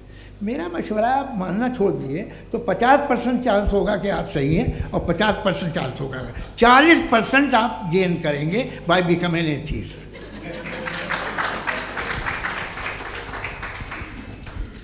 ये एक फरसूदा ख्याल है, ये ख़त्म हो रहा है। हो सकता है मेरी ज़िंदगी में ना हो, लेकिन ये हो जाएगा। जो बातें ये इनको आप मेटाफिज़िकल ये वो ऐसे रिस्पेक्टेबल टर्म दे दिए, ये तो उन लोग के हैं जिन्हें ना फिज़िक्स मालूम थी ना मेटा मालूम था, ये उन्होंने आपको दिए हैं। जी बहुत शुक्रिया आप दोनों लोगों का। और अब इस बातचीत का आखिरी राउंड शुरू होगा, डज गॉड एग्जिस्ट की ये बहस मुफ्ती शमाइल नदवी और जावेद अख्तर साहब के बीच। आप लोग अपने अपने हाथ ऊपर करेंगे, मैं यहाँ से तय करूँगा। और माइक हमारे पास है क्या? एक ही माइक है ऑडियंस के लिए? 2 माइक है, एक इस तरफ एक इस तरफ, ठीक है। तो जी सबसे पहले हमारी सहयोगी हैं मारिया शकील जी, पूछिए सवाल। थोड़ा सा रुकेंगे ताकि कैमरे का फ्रेम आप पर आ जाए, आपकी तो प्रैक्टिस है टीवी की। जी नदवी साहब, मैं खुदा को मानती हूँ, पहले मैं इसी प्रमाइस से शुरू कर रही हूँ और ये बता रही हूँ आपको, मैं मानती हूँ। लेकिन कुछ सवाल हैं जो जावेद साहब ने उठाया, उसका जवाब आपको देना चाहिए। पहला सवाल ये कि गज़ा में सालों से छोटे बच्चे मर रहे हैं, वो उनको अगर खुदा मर्सीफुल है, हम मानते हैं कि अल्लाह ताला में बहुत ताकत है, तो वो बच्चे क्यों मर रहे हैं? दूसरी बात ये कि अगर कंटिजेंसी की जो आप बात करते हैं, पूरे मुस्लिम ममालिक मिल कर के भी उन गज़ा के बच्चों को क्यों नहीं बचा पा रहे हैं? क्योंकि अगर वो चाहते, क्योंकि अल्लाह ताला उन पर हुकूमत करते हैं, सब पर हुकूमत करते हैं, तो वो उनको क्यों नहीं बचा? जी थैंक यू वेरी मच। बहुत अच्छा किया आपने इस चीज़ को जिक्र कर दिया, मैं इसको और अच्छे से एक्सप्लेन करने की कोशिश करता हूँ। देखें, जहाँ तक आपने कहा कि गज़ा के बच्चों को मारा जा रहा है, देखें 2 वर्ल्ड व्यू है, एक एथीस्टिक वर्ल्ड व्यू, एक थीस्टिक वर्ल्ड व्यू है। बच्चे मर रहे हैं दोनों वर्ल्ड व्यू में, लेकिन हमारा वर्ल्ड व्यू कह रहा है कि रिकॉम्पेंस है, ये कह रहे हैं कि उनका मरना बेकार जाने वाला है, कोई उसका रिकॉम्पेंस नहीं है, चूंकि इनके यहाँ आखिरत और अल्लाह का कोई तसव्वुर या गॉड का कोई तसव्वुर नहीं है। आपने ये सवाल किया कि गॉड मर्सीफुल है, क्यों नहीं रोकता? ये मैंने बताया कि ये मिसकंसेप्शन है लोगों के दरमियान कि गॉड को सिर्फ मर्सीफुल और ओमनीपोटेंट समझते हैं। गॉड के सिर्फ यही 2 एट्रीब्यूट्स नहीं हैं, गॉड के कई सारे एट्रीब्यूट्स हैं, उनमें से अल हकीम भी है, उनमें से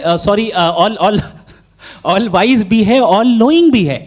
लिहाजा अगर इस दुनिया में किसी को तकलीफ आ रही है और गॉड उसको नहीं रोक रहा है, वो इसलिए नहीं रोक रहा है चूंकि इंसानों को फ्री विल दिया गया है। ठीक इसी तरीके से अगर एक डॉक्टर किसी छोटे बच्चे को इंजेक्शन लगा रहा है, उसे तकलीफ पहुंच रही है, उसके लिमिटेड पर्सपेक्टिव के एतबार से ये गलत हो रहा है और डॉक्टर बुरा है। लेकिन जब आप ब्रॉडर पिक्चर को देखेंगी, आपके और हमारे पास सिर्फ एक पिक्सल है, हमें इतना नजर आ रहा है कि गज़ा में कत्ल हो रहा है, लेकिन इसके पीछे कितना रिकॉम्पेंस उनको मिलने वाला है, पूरा पिक्चर गॉड के पास है। तो एक पिक्सल से आप पूरे पिक्चर को कभी भी जज नहीं कर सकती। आप इसमें कुछ जोड़ना चाहेंगे? आपको कुछ बोलना है इसमें? भैया आपने बहुत अच्छा जस्टिफिकेशन दिया। या आप वो जो वहाँ के प्राइम मिनिस्टर इजराइल के उन्हें भेजिए, वो बहुत खुश होंगे। आप जस्टिफिकेशन दे देना कि अगर गॉड नहीं है तो बच्चे क्यों मर रहे हैं, आप बताएं। वो ये सवाल पूछ रहे हैं कि अगर आप ईश्वर का अस्तित्व नहीं मानते हैं तो उन बच्चों की मौत को आप कैसे इंटरप्रेट करते हैं? भाई ये दुनिया जो है, जो ताकतवर लोग होते हैं वो एक नाइंसाफ़ी करते हैं। तो ये अच्छा काम है आपके नज़दीक, तो नेचर नाइंसाफ़ी पे मबनी है। अरे मेरे भाई, आप नेचर की कहाँ बात कर रहे हैं, तो इंसान की बात। तो फिर जब मैं इंसान की बात कर रहा था, आप नेचर की बात करने लग गए। क्रॉस एग्जामिनेशन नहीं। हाँ, अब आप मुझे बोलने नहीं देंगे तो अलग बात है, आप बोलिए, मुझे कोई जल्दी नहीं। जी नहीं, ये क्रॉस एग्जामिनेशन मुझे बोल तो लेने दीजिए। जी बोलिए। क्या बात ये है कि ह्यूमन सोसाइटी तभी साथ में रह सकती है जब वो मोहब्बत से, एकता से, एक दूसरे के एहतराम करके रहे। इसके अलावा पॉसिबल नहीं है, अकेले तो इंसान रह नहीं सकता। वहाँ पर कुछ लोग हैं जो फाउल करते हैं, वो फाउल हमेशा से तारीख में होता आया है। आज ये हो रहा है, जो हो रहा है बहुत बुरा हो रहा है, बहुत जालिमाना है, बहुत जाबराना है। उसको आप कहें कि ये बच्चों को कॉम्पनसेशन मिल जाएगा या इसकी इंजेक्शन है, इंजेक्शन तो हेल्थ के लिए दिया जाता है। आप ये कह रहे हैं कि ये बच्चों की जो धज्जियाँ उड़ रही हैं ये इंजेक्शन है, ये विटामिन टेस्ट का। है, ये टेस्ट है और उस टेस्ट में उनको अगले उनको सवाल ऐसा रिकॉम्पेंस मिलेगा जो आपके तस्वुर के बाहर है। ये आप 3 बरस के बच्चे को बारूद से उड़ा के टेस्ट ले रहे हैं, वाह। वो नहीं ले रहा है, खुदा नहीं उड़ा रहा है, इजराइल उड़ा रहा है। जी, ये तो उसको कंडेम अगला करें। सवाल लेते हैं। अगला सवाल लेते हैं प्रोफेसर पुरुषोत्तम अग्रवाल। मुफ्ती साहब, एक निवेदन आपसे है कि कम से कम थोड़ा सा माइक क्लोज एक रखें। रिलीजियस और फिलोसफिकल कर रहे मैम प्लीज। एक रिलीजियस और फिलोसफिकल ट्रेडिशन है जो ब्रह्मांड को यानी यूनिवर्स को ही अंतिम मानती है। सर्वम खलु इदम ब्रह्मम, this is Chandogya Upanishad, and it completely rules out the existence और नेसेसिटी, आपके शब्दों में necessity of a creator. The creation itself is the creator. तो एक मिनट प्लीज। दूसरा जो सवाल आपने अभी, जो आप बार बार कह रहे हैं कि भगवान विद्वान भी है, वाइज, सब जानने वाला, तो अगर विजडम में दुनिया भर के पापों और अत्याचारों को बर्दाश्त करना शामिल है, तो फिर इसका मतलब ये हुआ कि अगर मैं फ्री विल से उसको अपोज करता हूं तो ईश्वर की विजडम और मेरी फ्री विल में कॉन्ट्राडिक्शन है। Because when I am opposing whatever is happening in Gaza, then I am opposing the God's will और गॉड्स विजडम। जवाब लेते हैं क्योंकि तो गॉड की विजडम में, एक मिनट सर प्लीज सर, ये एक जुमला, गॉड की विजडम है कि गाजा में जो कुछ हो रहा है वो हो रहा है, मैं उसको अपोज कर रहा हूं, तो मैं गॉड की विजडम के खिलाफ जा रहा हूं। एक सवाल। दूसरा ये नहीं, आपने 2 ऑलरेडी। सर आप और सवाल कर लें, लेकिन मुझे 2 जवाब दे सर, दें। सर, पहले आपने ये सर, कहा, सर, सुनिए मेरी बात सुनिए। भाई इजराइल के गॉड के मुताबिक तुम्हारा ठीक हो रहा है ना? प्रोफेसर, नहीं हो रहा है, ठीक नहीं हो रहा है, मैं बता रहा हूं क्या हो रहा है। आप तशरीफ रखें, मैं बता रहा हूं क्या हो रहा है। Let me complete please. एक सेकंड गाइस, एक सेकंड। ये देखिए, ऐसा है कि ये सब बड़ा आपस में विचार विमर्श के बाद ये तय हुआ था कि कुछ नियम बना लिए जाएं ताकि एक टाइम बाउंड बातचीत चले। और भाई साहब, आप बड़ा ज़रूरी काम कर रहे हैं, लेकिन कैमरे के फ्रेम में आके उस काम को गड़बड़ कर दे रहे हैं। ठीक है गुरु, अब मेरे को कहीं का गुस्सा कहीं निकालना था, सॉरी। नहीं, कोई गुस्सा नहीं है जी। तो प्रोफेसर ने सवाल पूछे, आप उनके जवाब दें। और थोड़ा ये सब लोग थोड़ा ख्याल रखें भाई, सवाल संक्षिप्त रखें जी। आपने 2 सवाल किया। सबसे पहला ये कहा कि हमारे पास ये कॉन्सेप्ट है कि ये यूनिवर्स खुद नेसेसरी बीइंग है, creation itself is the creator. How irrational is this कि मैं एग्जिस्ट करूंगा बाद में, लेकिन अभी एग्जिस्ट कर भी रहा हूं, यानी एक ही टाइम में एग्जिस्ट भी कर रहे हैं, नहीं भी कर रहे हैं। This is not true. दूसरी चीज, आपने कहा कि अगर इजराइल में, सॉरी माफ कीजिएगा, Israel doesn't exist, occupied Palestine में अगर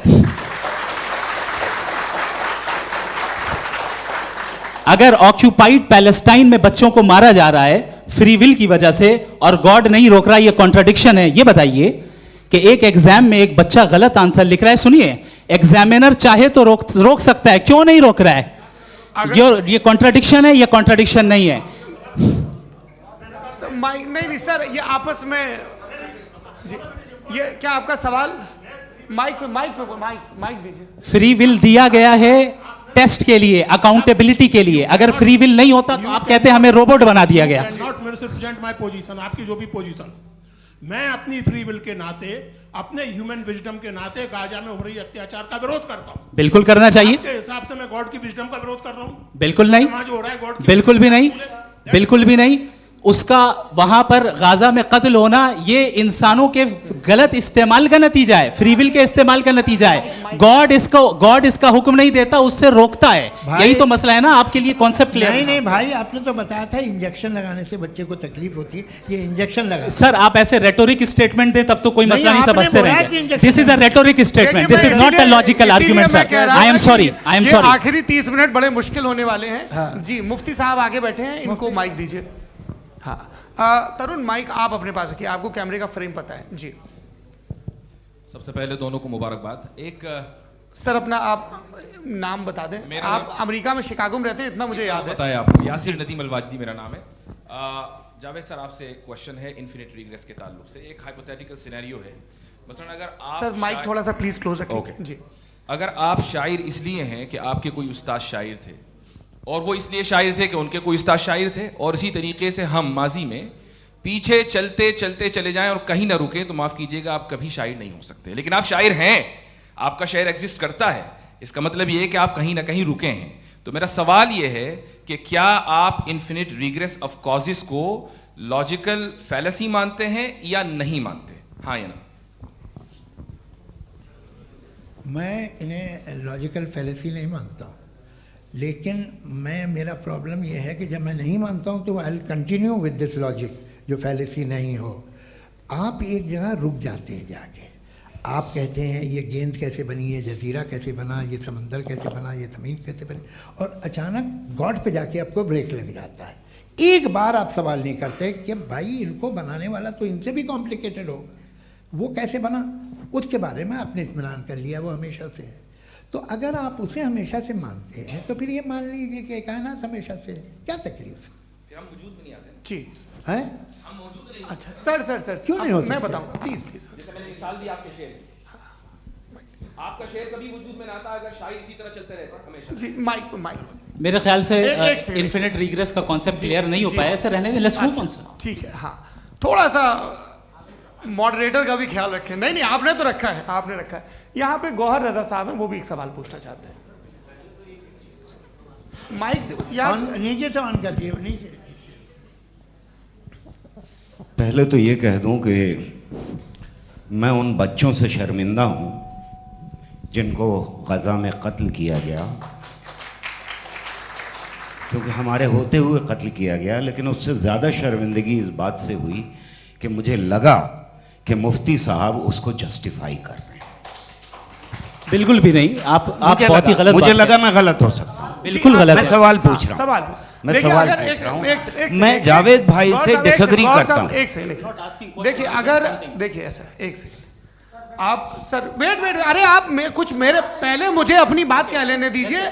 अगर ऑडियंस तय करेगी तो फिर मॉडरेटर का मतलब नहीं। मेरा आप सबसे ये कहना है, ये बहस दो लोगों के बीच में है, एक तरफ मुफ्ती साहब, एक तरफ जावेद साहब। पिछले 1.5 घंटे से ये लोग अपने अपने तर्क रख रहे हैं। आपकी इनसे इत्तेफाकी हो सकती है, ना इत्तेफाकी हो सकती है। मेरे उस्ताद मुझे सिखा गए हैं कि मुखामुखम में असहमति की गुंजाइश बची रहनी चाहिए। अगर मैं आपकी बहुत इज्जत करता हूं गौहर साहब, आपने जो कमाल की किताबें लिखी, साइंटिफिक टेम्परामेंट, लेकिन मेरी ये गुजारिश है आप सबसे कि यदि आप इन लोगों ने जो बोला उन पर टिप्पणियां करेंगे तो ना वक्त की पाबंदी रहेगी, ना वो अनुशासन। आप सवाल पूछ लें, उस सवाल में जो बात आ जाए वो आ जाए। मैं जावेद साहब से डिसएग्री करता हूं, इसलिए जावेद साहब से सवाल पूछ रहा हूं। आपका सवाल जावेद अख्तर साहब से। और सवाल ये है मेरा कि जावेद साहब ने कई बार लॉजिक का इस्तेमाल किया कि साइंस में लॉजिक है और रिलीजन में लॉजिक नहीं है। मेरा ख्याल ये है कि रिलीजन में भी लॉजिक है, लेकिन उस लॉजिक की बेसिस ये है कि आप रुक जाते हैं, जिसका जिक्र जावेद साहब ने बार बार किया, यानी खुदा के तसव्वुर पे आते हुए, गॉड के तसव्वुर पे आते हुए रुक जाते हैं। और इसमें सवाल पूछना मतलब फॉरबिडन होता है। सवाल ये है कि क्या जावेद साहब इससे एग्री करते हैं कि साइंस की लॉजिक अलग है और रिलीजन की लॉजिक अलग है? बताइए सर। देखिए, 3 चीज़ें हैं। साइंस है, एक है मंतिक है, इस्तिदलाल है, और एक जो है कुछ भी नहीं है, फेथ है, अकीदा है। मैं अकीदे की लॉजिक का कायल नहीं हूँ। मुझे आप इस्तिदलाल से, लॉजिक से, रीज़न से समझाइए, मैं मानने को तैयार हूँ, मेरा क्या नुकसान होगा। लेकिन ये कि अकीदे पे मैं नहीं जा सकता हूँ। अकीदे का मतलब है कि तुम ये मान लो, सवाल ना करो, ये नहीं। आप सारी बातें करके, बड़ी साइंटिफिक बातें करके एक जगह जाके खुदा के वजूद पे रुक जाते हैं, सरेंडर कर देते हैं। मैं सरेंडर करने को तैयार नहीं। That's all. जी, ये आगे सर बैठे हुए हैं, इनको माइक दीजिए। भाई वो आप पूछना चाह रहे थे ना भाई? हाँ, नहीं मैं ये थैंक यू जी। आपका नाम? आसिम इफ्तिखार। आसिम जी, पूछिए। सर, जावेद सर से सवाल है कि आपने अपने माइक थोड़ा करीब रखिए। अपने क्लोजिंग स्टेटमेंट में बात कही थी कि मज़हब का जो फ्यूचर है वो ज़्यादा दिन नहीं जाने वाला है, लेकिन मैं देख पा रहा हूँ कि जो ऑक्सफोर्ड यूनिवर्सिटी की एक स्टडी है 2011 में हुई है, जिसके 50 एकेडमिशियंस ने इसको अंजाम दिया था, उसमें वो ये कहते हैं कि जो फेथ इन गॉड है वो इनबिल्ट है ह्यूमन नेचर के अंदर, जिसको हम कहते हैं फितरत के अंदर शामिल है वो। और वो ये कहते हैं कि अगर कोई ये समझता है कि मज़हब को वो ख़त्म कर देगा तो ये उसकी गलत फहमी है। तो आप इसके बारे में, इस स्टडीज़ के बारे में क्या कहते हैं? ठीक है, मैं उनसे एग्री नहीं करता हूँ। वो कौन से प्रोफेसर होंगे, ऐसा उनके क्या पास डेटा है, इन्होंने डेटा के बेस होगा। डेटा क्या हो सकता है? फ्यूचर का डेटा तो नहीं हो सकता ना उनके पास। प्रेजेंट का डेटा हो सकता है। डेटा आपने सुना 100 साल पहले का बाद का डेटा, मैंने तो नहीं सुना आज तक। तो आज उनकी ये राय है और होगी राय, ठीक है। दुनिया में तरह तरह की राय है लोग, लेकिन मैं समझता हूँ कि वक्त के साथ इंसान ज़्यादा से ज़्यादा रीज़नेबल और लॉजिकल होता जा रहा है। आज आप देखिए वेस्टर्न यूरोप में क्या परसेंटेज है नॉन बिलीवर्स की, बहुत हाई। वहाँ चर्च खाली पड़े होते हैं। तो अल्टीमेटली तो इंसान कोई ऐसी बात बहुत अरसे तक नहीं मान सकेगा, चाहे गलत या सही, जो उससे उसके दिमाग को, उसके जहन को, उसकी लॉजिक को अपील न करे। वो कह रहे हैं तो ऑक्सफोर्ड के होंगे तो कैम्ब्रिज के होंगे, तो मुझे क्या लेना देना। उनका डेटा मुस्तकबिल का नहीं हो सकता है। जी दीपक, हाँ पूछिए। मैं आऊँगा, अभी पीछे की साइड भी आऊँगा, माइक वहीं भेजूंगा 2-3 साल के लिए। जी जावेद साहब, आपसे सवाल है। नमस्ते। अरे भाई सर, अगर आप ही लोग तय करना है तो फिर 200 लोग तय कर लें। ये एक साथ नहीं sir, please don't do this sir. Everybody has a right sir, but we can only take selected questions.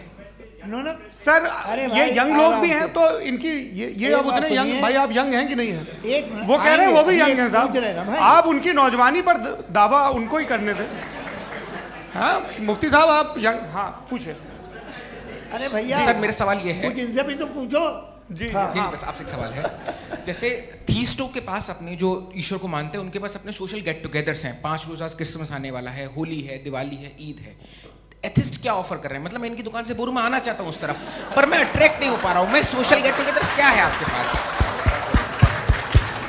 वो ये कह रहे हैं कि जो धार्मिक लोग हैं, अलग अलग धर्म के लोग, उनके उत्सव त्योहार कॉन्ग्रेगेशन बहुत हैं। अब आपको मैं एक सुनाता हूँ, यहाँ हिस्टोरियन भी बैठे हैं।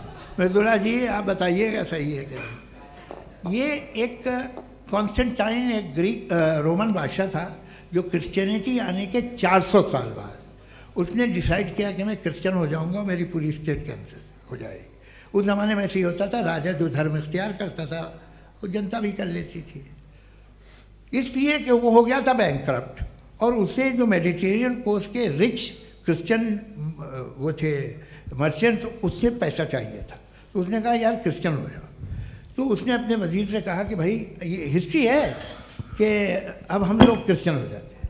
पहले सर हो जाएंगे, कोई प्रॉब्लम नहीं है, लेकिन एक प्रॉब्लम ये है कि 17 दिसंबर से 25 दिसंबर तक जो पेगन फेस्टिवल होता, जो पेगन जो फेस्टिवल होता है वो बंद हो जाएगा, इसलिए कि हम क्रिश्चियन हो गए तो होगा नहीं।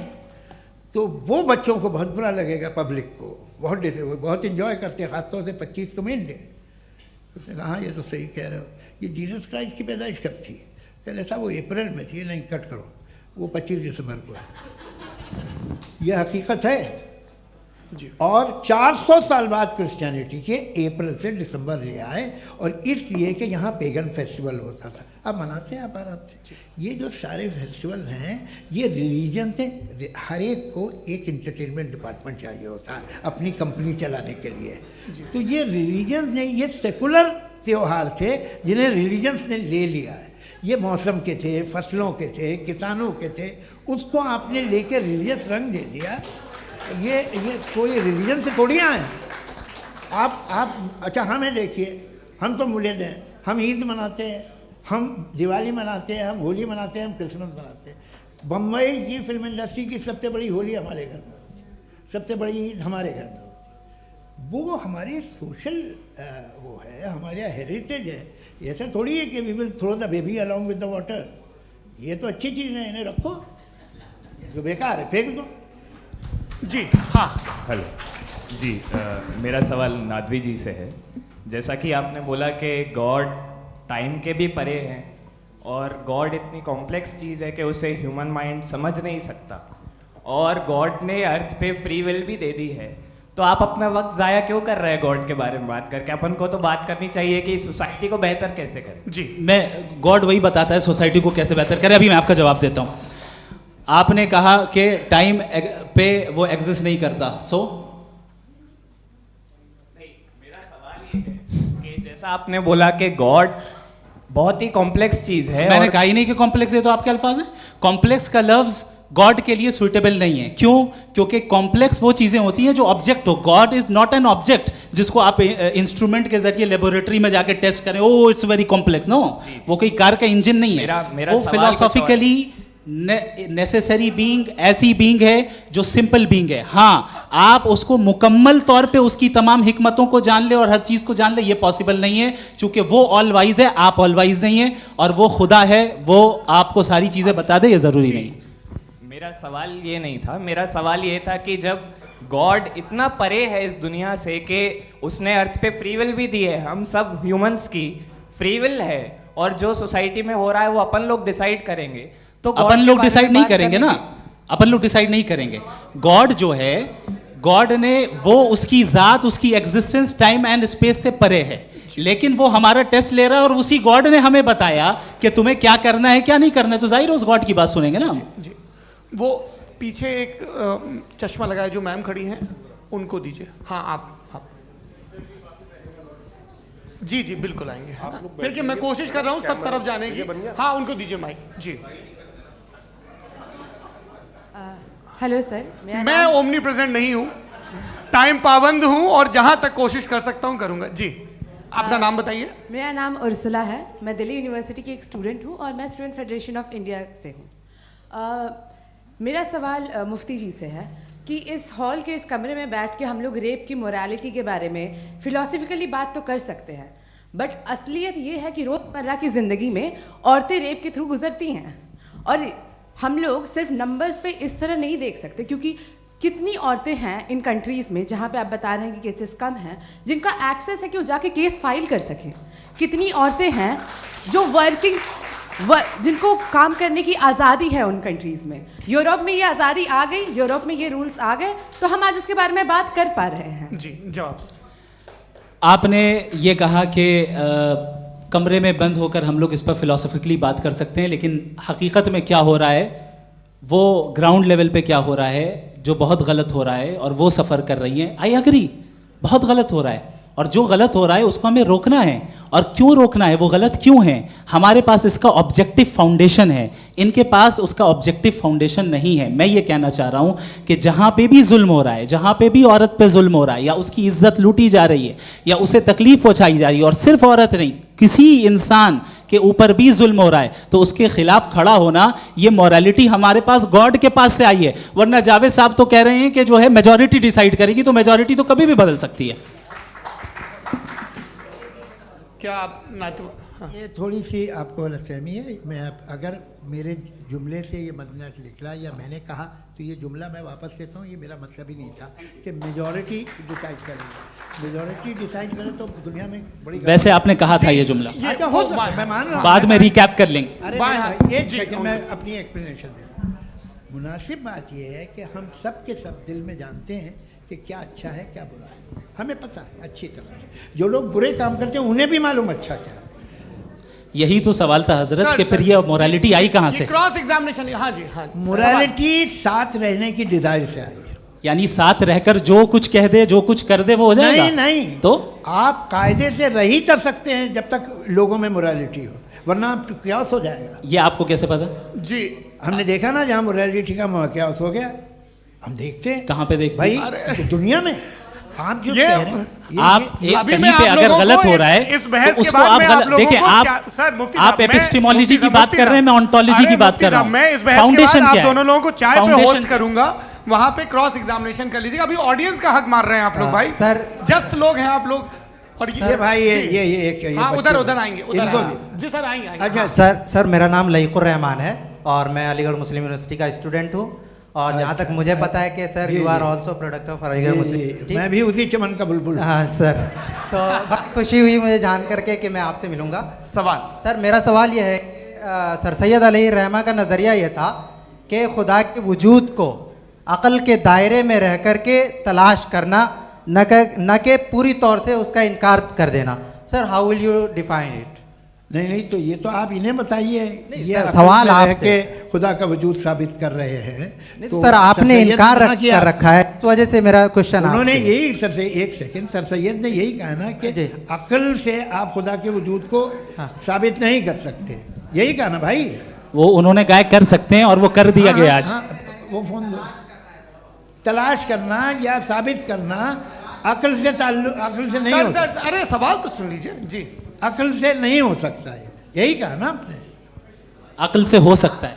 अरे वो यही कह रहे हैं भाई, आप बता रहे हो सकता है, वो तो कुछ और।